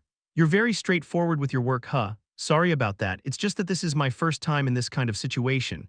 No, am I scolding you? I'm praising you. I guess you've never been on a real mission, huh?" Pai Seong-yeol moved closer to Su-ho and lowered his voice. "If they were regular criminals, maybe we'd care, but for villains, as long as we don't kill them, it's fine. Our people will heal them and the evidence will disappear anyway." "Oh, really?" "Yeah, honestly, for ordinary criminals, as long as you don't kill them, you can beat them up. Our people are great at healing, after all. How long are we going to keep worrying about criminals' rights? Special division, as always," Pai Seong-yeol proudly stated. Su-ho knew this approach well, having once worked in the special division himself. And he had learned this style of handling things from Pai Seong-yeol. How could you catch player criminals without leaving any wounds? In that sense, Su-ho was glad he had chosen to become a healer rather than a warrior this time. Before, he had always brought a partner healer or used medicine on criminals, but now he didn't have to do that anymore. Soon, Su-ho handed the prepared documents to Pai Seong-yeol, who flipped through them and nodded. "While this paperwork is nice and clean, we could deploy this immediately. Thank you. The motives for the crime are clear and all the stolen accounts are listed," but as he read through the documents, Pai Seong-yeol's gaze shifted to Seo-jiwon. "Did they use him?" "Yes, that's right. During the investigation, Seo-jiwon had been following Su-ho's instructions and sat looking as pitiful as possible. In reality, even without trying, Seo-jiwon's appearance already resembled that of a homeless person. Unkempt hair, dark circles under his eyes, tattered clothes that hadn't been washed in who knows how long. His disheveled appearance served as raw proof of the hardship he had endured. Su-ho quickly added, "Seo-jiwon and these criminals are from the same orphanage. Once they learned about his unique traits, they kidnapped and confined him to plan their crimes. Tusk, they deserve to be killed, but this cyber ability. I've seen many types, but this is the first of its kind. What's the principle behind it? It's not a real technology, but a player ability used for system crimes. That's how they were able to crack the complicated digital wallets.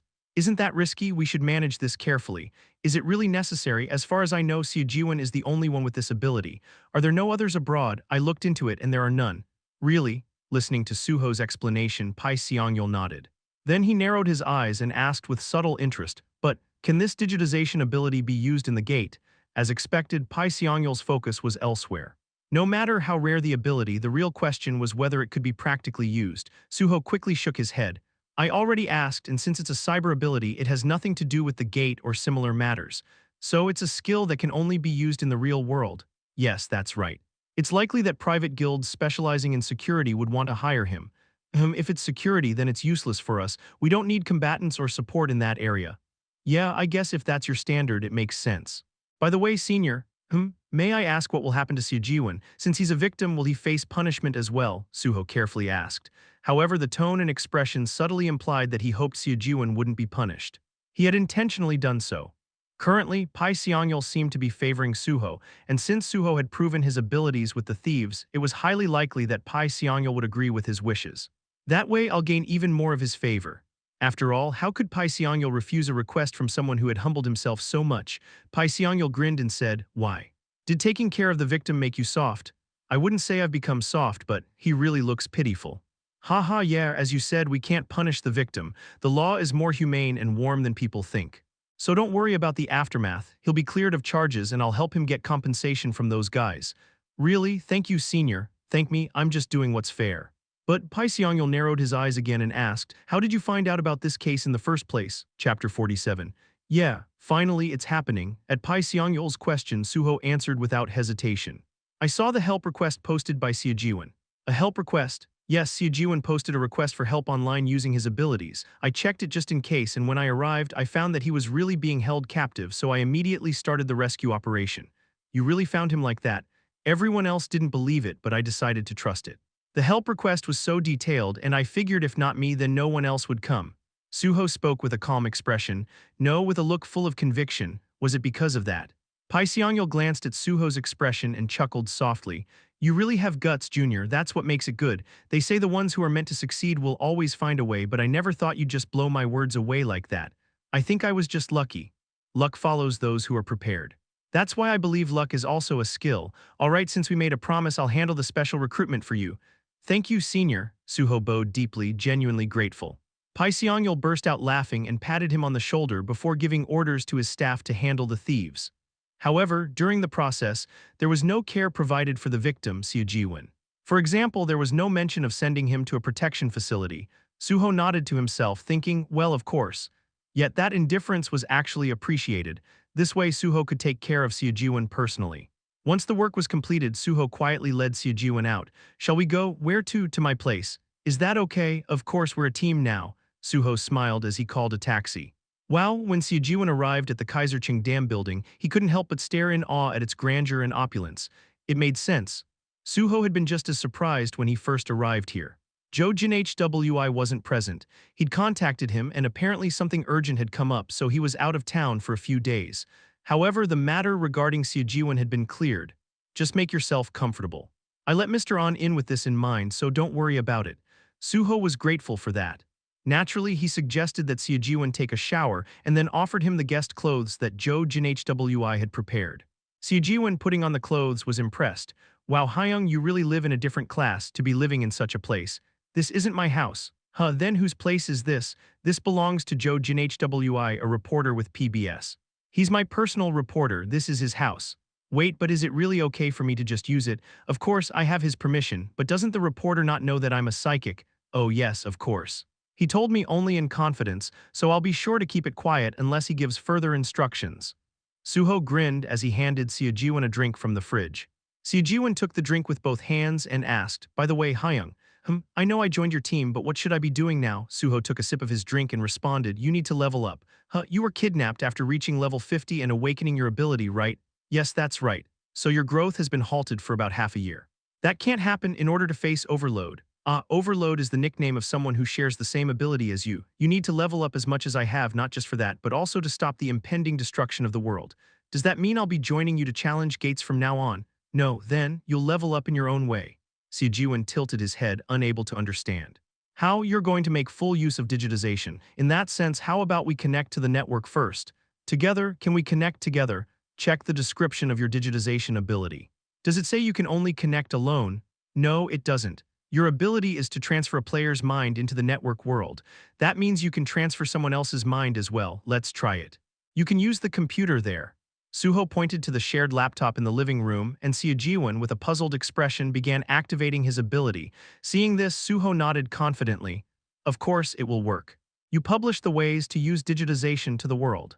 Suho clearly remembered every detail from Seo's autobiography, especially the section on digitization and how to use it. He was simply reminding Seo of the things he already knew. At that moment, a notification appeared. Digitization is now activated. Siejiwan player is attempting to transfer your mind into the network world. Do you agree to the transfer of consciousness? The system's question appeared before Suho's eyes and Siejiwan chuckled in disbelief. This is really happening. Of course, do you think I'd have you do something that wouldn't work? All right, now that we've confirmed it, I'm going to fiddle with the computer for a bit. Right now? Yeah, right now. Suho rejected the system's question and slid the laptop toward himself, beginning to fiddle with it. After a while, he smiled satisfactorily and said, "All set, send me back now. May I ask what you were doing? I'll explain once we're in, first send me." Understood. Siejiwan activated his ability again and the same question appeared. Suho accepted without hesitation, connecting to the network world. Boom, with the announcement, Suho's body slumped to the side, the blackout-like sensation of his consciousness fading and then returning. When he opened his eyes, Suho found himself standing alone in a strange field. Where is this? A blue field in a high sky. The vast sky was adorned with white clouds, and in the distance, tall, green mountains curved. An unfamiliar yet strangely familiar scene. It made sense. This was the desktop set on Jo Jinhy's laptop in the living room. Suho chuckled at the strangely familiar view. Who would have thought I'd see it in person? Suho recalled part of Siejiwan's autobiography. I always woke up to the default screen of whatever device I used, so later on, I set a regular living room picture as my background.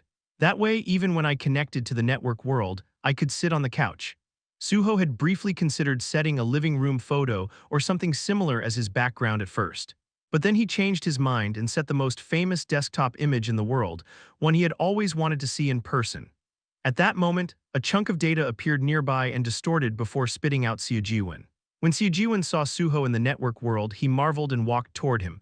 "Hyung, oh, you made it. This is incredible. This is my first time seeing someone else here. Yeah, it's my first time being here too. It's really fascinating. It really is. But Hyung, why is the background like this? It was all black just a moment ago." Siejiwan, who knew about the rules of the desktop, asked with confusion, and Suho casually responded, "I changed it. I wanted to see it once." Hyung, do you know about the rules of the desktop? Yeah, I saw it with my psychic ability. That's why I set it up here. You know where this is, right? Yeah, this is the Windows desktop, but is this really grapes? With those words, Siejiwan picked up a bunch of grapes from the ground. Indeed, it was grapes. Yeah, it's grapes. Apparently the desktop background was taken at a vineyard. I thought it was just a field. Nope. Wow, I had no idea. At Siejiwan's admiration, Suho also picked up a grape and tasted one. But to his surprise, there was no taste at all. Seeing this, Siejiwan laughed. Haha. Hyung, too bad, but everything here has no taste. There's no smell either. Everything is just a visual reproduction. Suho already knew that, but he ate the grape on purpose. It was written in Siejiwan's autobiography, but experiencing it firsthand was different from reading about it. Still, Suho feigned ignorance and asked, why? It's the network world. So touch, smell, and taste can't be recreated here, just as Siejiwan said. In fact, the grape that Suho was holding didn't feel like a real grape. It had a strange, unfamiliar texture. So that's why Overload tried to dominate the real world. It made sense. If all the senses were replicated in this network world, it would essentially be a utopia, a dream world. Why would anyone threaten nations with nuclear weapons then? In the end, everything here was an incomplete illusion, so the obsession with reality became inevitable. Suho nodded and said, if all the senses were perfectly recreated, people would all move here to live. In that sense, the advantages and disadvantages of this place in virtual reality are very clear. Yeah, but what do you mean by leveling up here?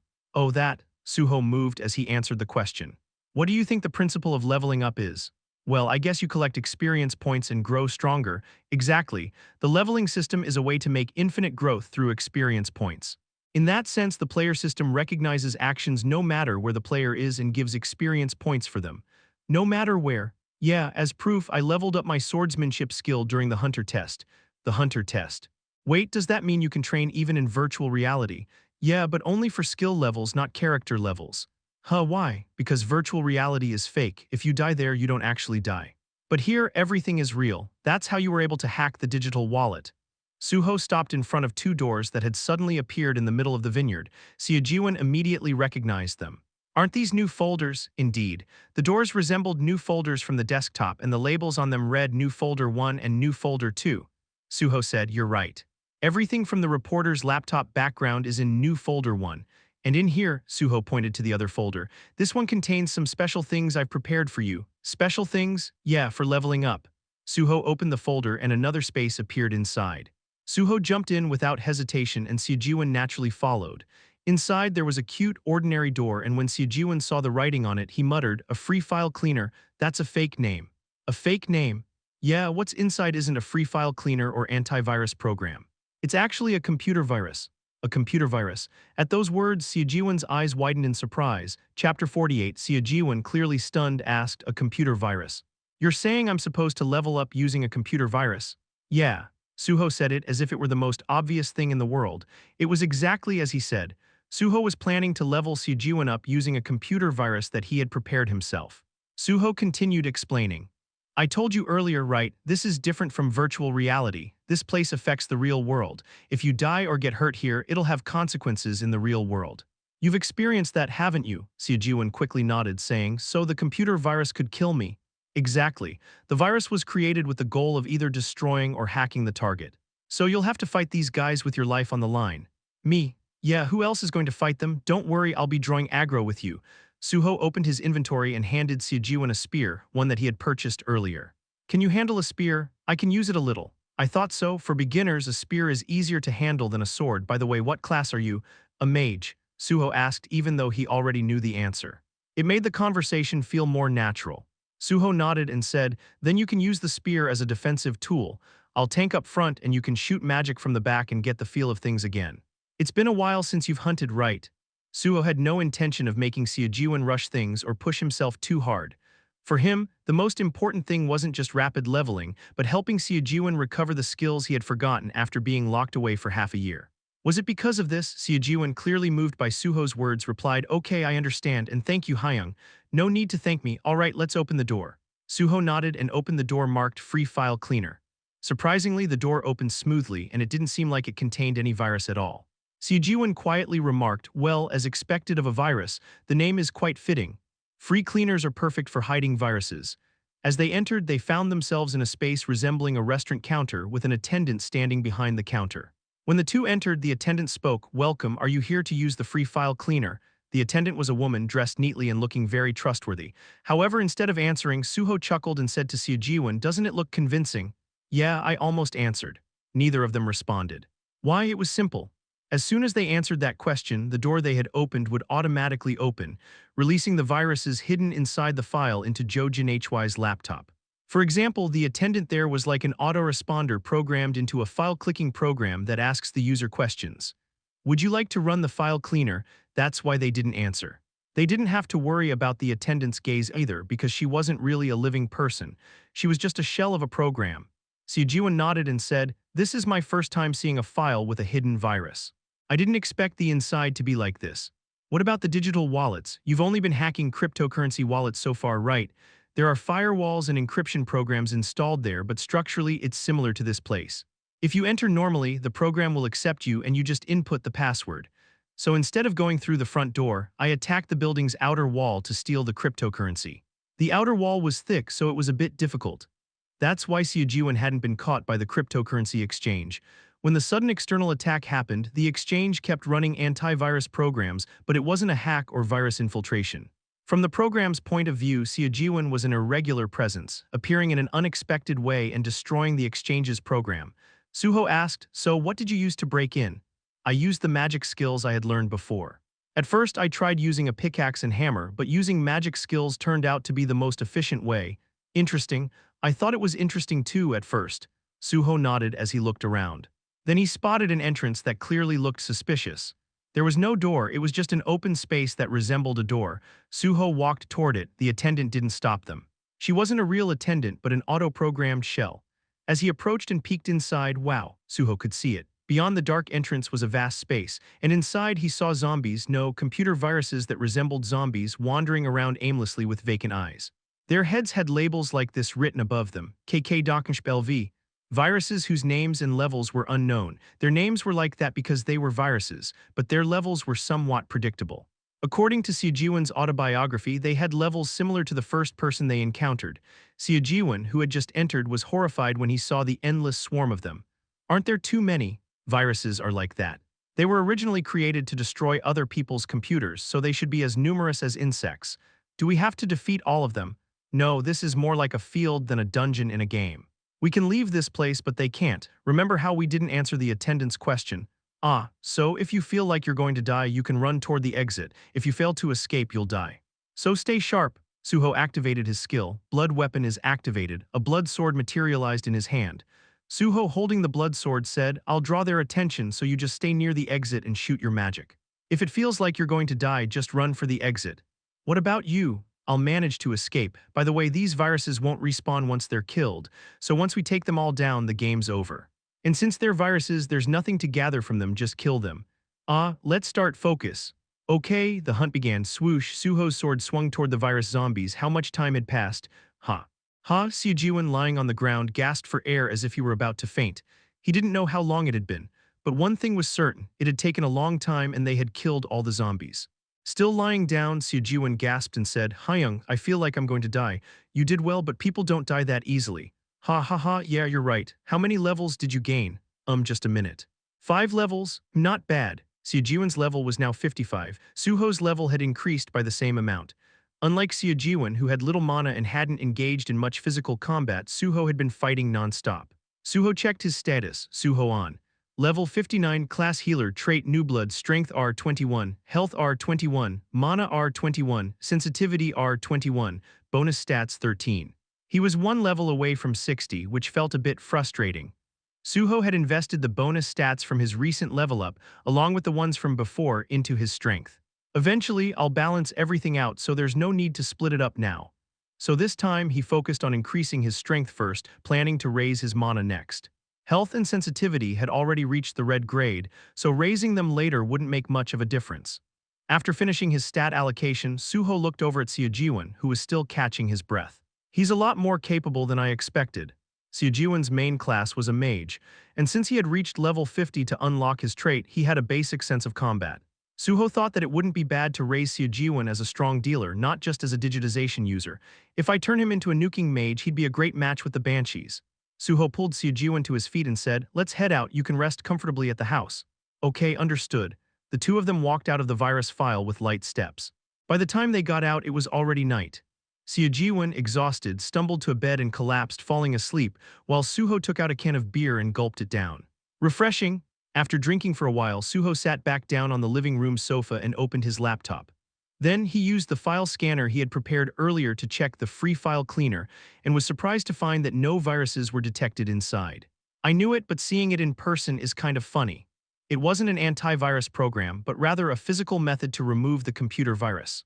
Su-ho wasn't an expert in computers, but he knew that the method he and Seo-jiwon had used was unprecedented. No programmer would even dare imagine such a method. Thanks to Seo-jiwon, now I have a way to level up without entering a gate. In the virtual reality program, they would grind skill proficiency, and in the computer virus dungeon, they would gain pure experience and real combat experience. It was an approach only Su-ho could come up with. As he thought about using the banshees later, Su-ho opened the internet, but the internet was once again buzzing. The fact that Su-ho had cleared the abyss of despair was now public. Holy crap, Su-ho cleared the abyss of despair. Wow, that's insane. Shouldn't the government give him a plaque of gratitude? The official announcement hasn't been made yet, but word is he cleared it really fast. How fast? They say it took less than an hour. Crazy, do you think the sealed gate is like a joke? Stop complaining, the rumor is true. Rumor or not, Su-ho is a god. He's just amazing, the king of kings, the light. In the beginning there was Su-ho and there was light, sword master, spear master. Nexus must be happy, haha. It's been a while since a rising star came out of Nexus. But if you die, it's all for nothing, right? That's true, sword master doesn't die, don't say that kind of nonsense. The whirlwind of positive public opinion. Seeing this, Su-ho couldn't help but smile. Yeah, hunters don't need anything else as long as they handle gate raids well, they'll get all the recognition. And with that, Su-ho decided to execute his next plan. After checking the online buzz, Su-ho picked up the phone. Hello, Hunter, how may I assist you? The person who answered was Bae Donghyuk, the leader of Nexus Guild. Su-ho spoke. I've got something to discuss. What is it? I think my start date for the Great Union will be coming up sooner than expected. What? At Bae Donghyuk's question, Su-ho explained the big deal he had discussed with Pai Seongyul. Bae Donghyuk, hearing this unexpected news, swallowed a nervous gulp. As expected. For him, Su-ho was now a big catch who had just joined Nexus, but with only a few months on his contract, it was going to be tough to make a profit, and now the time was being halved, which left him in a panic. That's why Su-ho was giving him a heads up. It was better to clear things up first and resolve any issues quickly. Su-ho said, so as an apology, I'd like to make a proposal. What proposal? There's an S-rank gate that Nexus owns, right? Yes, we do have one. Why, that gate, I'll clear it for you. Of course, all the loot that comes out will go to you. At Su-ho's words, Bae Donghyuk's eyes widen like the full moon. Chapter 49, at Su-ho's proposal, Bae Donghyuk swallowed hard and asked back, "Are you serious?" "Yes, I am. Since the contract period has ended much sooner than expected, this much is the least I can do." Bae Donghyuk paused, taking a moment to collect himself before responding. Indeed, the contract had been shortened unexpectedly, leaving him with a sense of disappointment. No, to be honest, he was very upset about it. If they left Nexus in just a month or two, it would look as though they had been used.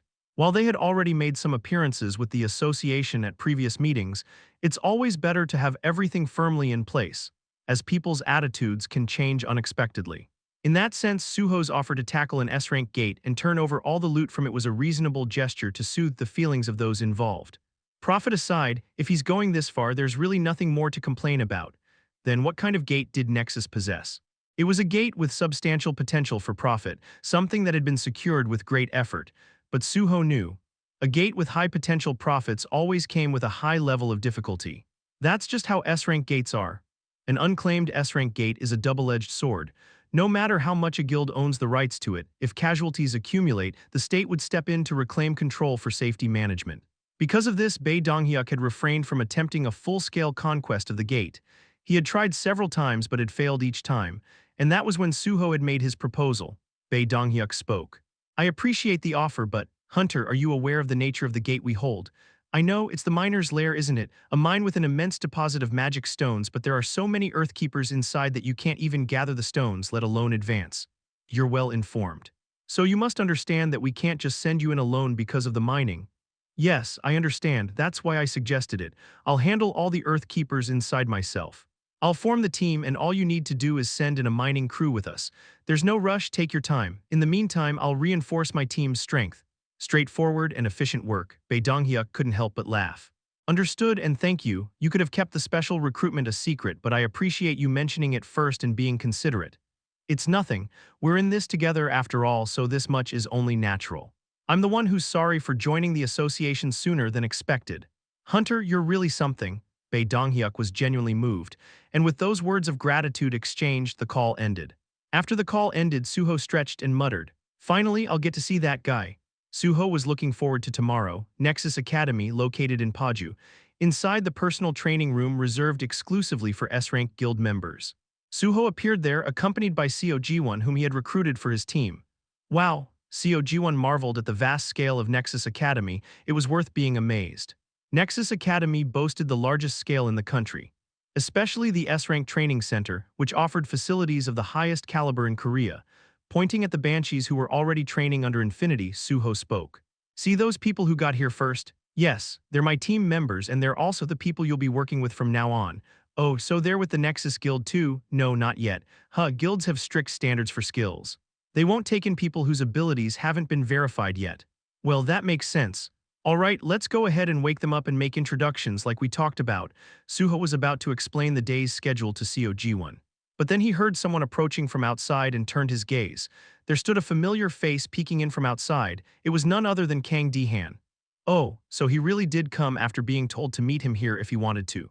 The timing was perfect. Su-ho had thought he would need to meet Kang Di-han eventually. Su-ho quickly moved toward the door and greeted Kang Di-han. "Hello." "Oh. Hello, Hunter on Su-ho." Kang Di-han greeted him in his typical bright, cheerful tone. It was so like him. Su-ho smiled and replied, "I didn't expect you to really come. It's been a while, Hunter." Kang Di-han. "Haha, of course I should adjust my schedule for you, shouldn't I? Thanks to you I passed my test. Even if it wasn't because of me, you would have passed the test someday, Mr. Di-han. Please come in." Su-ho naturally let him in and guided him to the lounge area in a corner of the training hall. Seo Ji-won was with them as well. Introducing Kang Di-han to Seo Ji-won, Su-ho spoke. "This is Hunter Kang Di-han, who took the test in the same cohort as I did. He placed second and is currently affiliated with the Nexus Guild. My name is Seo Ji-won. I'm Kang Di-han." The two greeted each other, followed by Su-ho's question. "So what have you been up to lately, Mr. Di-han? Have you been assigned to a team yet?" "Haha, I'm still in training, so rather than team assignments, I'm gaining field experience by rotating through various gates." Field experience. It was exactly that. Usually when joining a guild, members were assigned to teams based on their skill level, and teams would tackle gates together. However, a team wasn't assigned immediately upon joining. Basic field training was required first. This was to increase survival rates. Su-ho asked with a smile. That's good to hear. Would you be interested in gaining some practical experience with me sometime soon? What with you, Hunter? Yes, I need to clear a gate soon, and I thought it'd be a good opportunity if you joined me, Mr. D-Han. Kang D-Han's eyes grew as wide as plates at those words. Are you serious? Yes, absolutely. As Su-ho nodded, Kang D-Han's cheeks twitched as if his smile could hardly be contained. It was a completely natural reaction. How many people would not react like this when someone as famous as Su-ho in the country expressed interest in them? Undoubtedly, unless they were sworn enemies, there would be no one. Su-ho continued. I'll take care of the details, so if you're interested, feel free to contact me. Oh, of course I'm interested, just call me anytime. Then let's start right now. Pardon, the gate I'm heading to is quite challenging. Besides, I have an obligation to help you gain field experience, and the purpose of gaining field experience is to increase survival rates in gates, isn't it? That's right. So let's start together now. All the members who will be joining this gate are here already. Yes, understood. Why put it off? If he was going to handle it, starting now was best. Afterwards, Su-ho brought the two of them into infinity. This time, go to the side. Okay, Kunlun. The training ground Su-ho set up for the Banshees through the Infinity program. They had been coming here every single day for several days now to spar with Su-ho's avatar. Progress was evident. Previously, they would die within 3 seconds of starting the fight, but now they could at least hold out for over 10 seconds. However, approximately 10 seconds, that was it. Su-ho's avatar decapitated the Banshees, and as soon as their heads were severed, they respawned in the air, landing on the ground with a thud. Gu Yonhwa bit her lip in frustration at that moment. You're lasting a bit longer now, huh? At Su-ho's words, Gu Yonhwa and the rest of the team turned their heads sharply, and it made sense because Su-ho's avatar had been programmed to never praise them.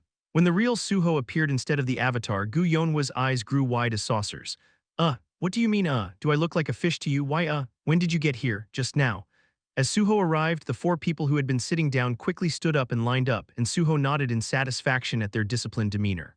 It seems like the atmosphere has changed a bit in the past few days. Of course, it's not just once or twice. Every time we come here, we die at least hundreds of times. How could the atmosphere not change? That's a good sign. Judging by your intense gazes, you all seem to have become a bit detached from death, and you look even more tenacious. On that note, let me introduce you. This is Mr. Seo Ji-won, and this is Mr. Kang D-Han.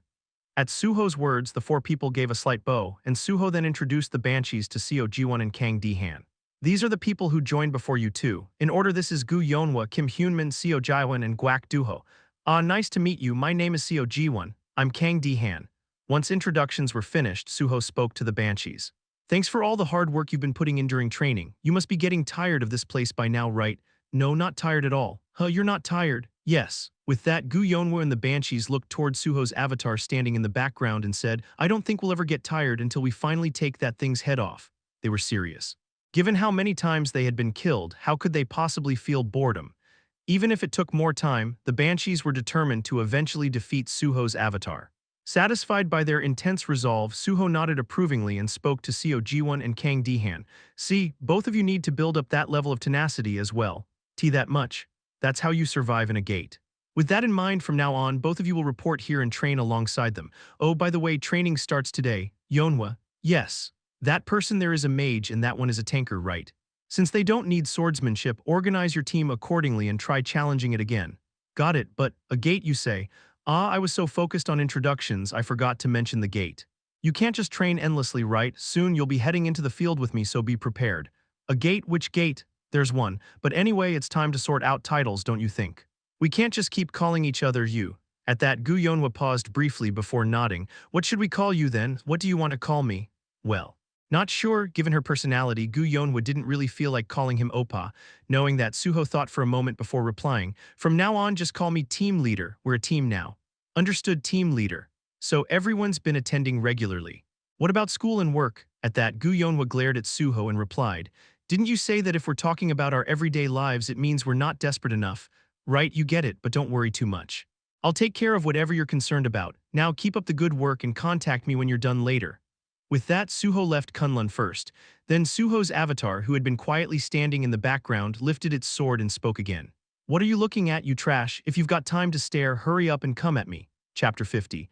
Before entering the Earthkeeper's mine, Su-ho had planned to visit another location. In order to obtain everything he wanted from the mine, a few preparations were necessary, so he called a taxi and headed to Paju, more specifically the outskirts of Paju. Though Nexus Academy was also located in Paju, this area was on the edge of the city, often referred to as the most valuable land in the region, the safe zone. The place Su-ho had just arrived at was once a hub for various businesses, but now lay in the outer line of Paju. Currently, it's practically wasteland. Why had it become a wasteland? It was obvious. With frequent gate appearances, there was no longer any hunter workforce to manage such an isolated area. Of course, it wasn't truly a wasteland in the literal sense. Though it had been abandoned by most, ironically, it had become a haven for a particular group of people, illegal traders. It's been a while since I've been here. As Su-ho gazed at the cityscape reminiscent of a slum, he fell into reflection. This place was called Paju Village. While Dongdaemun Market was the largest open market where Yang and Yin merged, this was one of the largest black markets in the country. After paying the fare, Su-ho got out of the taxi. The taxi driver, visibly tense, fled as soon as Su-ho stepped out of the vehicle. This was a natural reaction. Crimes were rampant here, and taxis from outside the area were prime targets for thieves. So Su-ho had deliberately not brought a car. Though he had borrowed a car with Seo Ji-won from Jo Jin Hwi to reach the academy, Paju Village didn't offer safe parking like the academy did. Su-ho triggered the monochrome solitude from his Mumu Mumu item and leisurely began to walk through the village. The atmosphere was eerie. Unlike the usual bustling market energy, there were homeless people or drug addicts sprawled out across the streets, discarded like forgotten objects. If it weren't for the gates, Paju wouldn't have ended up like this. The current South Korea, or rather the current world, was experiencing a surge in drugs, crime, hunger, and poverty, all of which had escalated dramatically. And it was all because of the gates. The sudden surge of gates had caused devastation in many parts of the world, increasing the wealth disparity and darkening the world's shadows. That's why Su-ho thought he needed to put an end to the gates as soon as possible. Among the homeless in Paju Village, there were even teenagers. Su-ho continued walking and eventually stopped in front of a shop. It was an odd store with a thick shutter down, and it had a door attached to the shutter itself, a fairly common sight in Paju Village. This setup offered a degree of security and safety. When Su-ho knocked on the door, a small window in the shutter opened, revealing only a pair of wrinkled eyes from an old man. "Who's there?" Without caring much, Su-ho responded to the question. "I'm here to buy a mine." Identification? At his question, Su-ho momentarily deactivated the monochrome solitude. Immediately, "Ah, Hunter Ahn Su-ho," the shopkeeper's eyes widened in surprise, clearly startled. Su-ho nodded. "Yeah, that's me. Wait a moment." The window was closed and Su-ho heard multiple clinks from inside as locks were undone. Finally, the door opened and a small, wiry man greeted Su-ho. "Ah, welcome. It's an honor to meet you, Hunter Ahn Su-ho." Su-ho nodded and entered the shop. The man quickly shut the door behind him and relocked it. After the last lock clicked shut, the man hurried over to the counter and stood there like the owner. Su-ho asked with a smile, noticing the man's odd demeanor. "Doesn't the mask make you uncomfortable?" "Huh, oh no, what do you mean?" "The imitation mask you're wearing," Su-ho pointed out. "If I'm the only guest, you can relax." The shopkeeper paused for a moment, then chuckled. "How did you know?" "Just could tell. The imitation mask is visible," the man asked with a laugh, then grabbed his chin and pulled, causing skin to tear away as a mask was revealed in his hand. Suddenly, the old man with wrinkles became a youthful woman. "Impressive. Only someone who has conquered 2 sealed gates would be able to see through that," she said with a smile.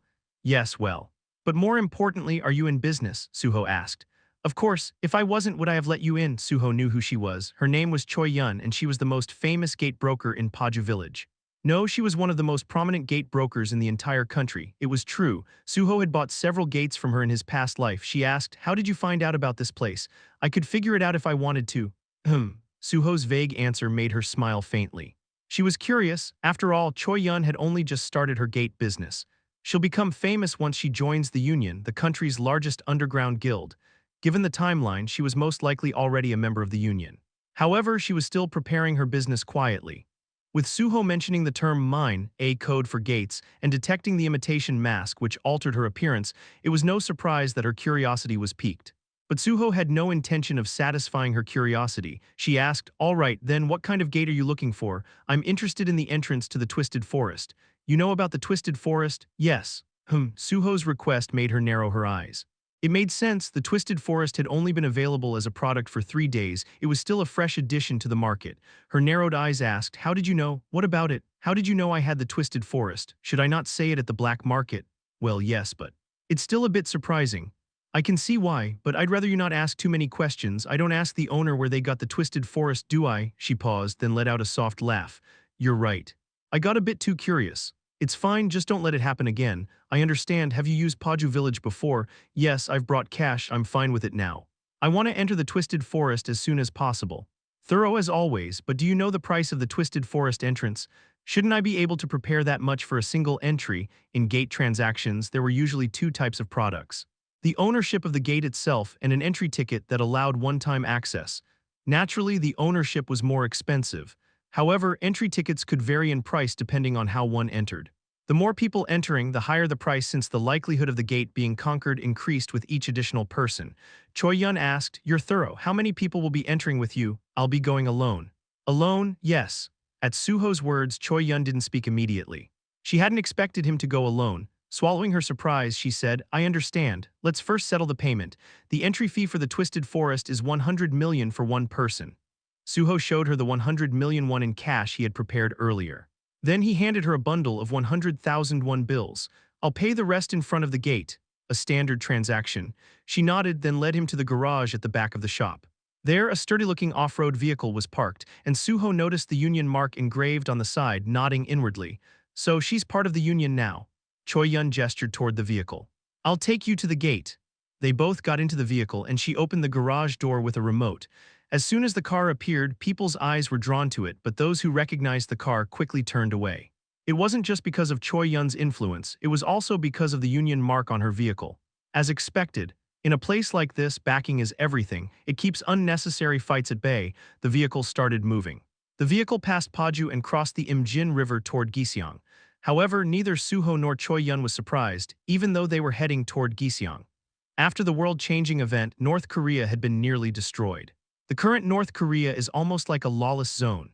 At first, China had eyed the deteriorating North Korea, but now the area bordering China was filled with them, and no ordinary hunters, no, even China's elite forces could easily approach. Choi Yun glanced at Su-ho and asked, "Aren't you surprised we crossed into the north?" "Not really. While you're quite the stoic, you didn't seem that way when I read about you in the news. I guess my impression was good. Haha, you have an interesting personality." The vehicle eventually stopped. They arrived at a place where several tents could be seen. As soon as Choi Yun's car appeared, people flooded out of the tents. They all wore a mix of casual clothes and equipment, typical street hunters. Choi Yun and Su-ho stepped out of the car and approached them. The man standing at the front greeted them. "It's Choi Yun. As I mentioned earlier, this is the person who will be entering the Twisted Forest." At the mention of Su-ho, the man briefly glanced at him and grinned. "Is that really Ahn Su-ho?" "Yes, be respectful, he's a guest." "Of course, but what about the payment?" "It's all settled, including the deposit." "What about you?" "The boss is here." At that moment, a voice came from inside the tent. Soon, a man walked out from the tent. When Su-ho saw him, his eyes widened. That guy, it wasn't a mistake. The man walking out from the tent was large and bald, making it even more unmistakable.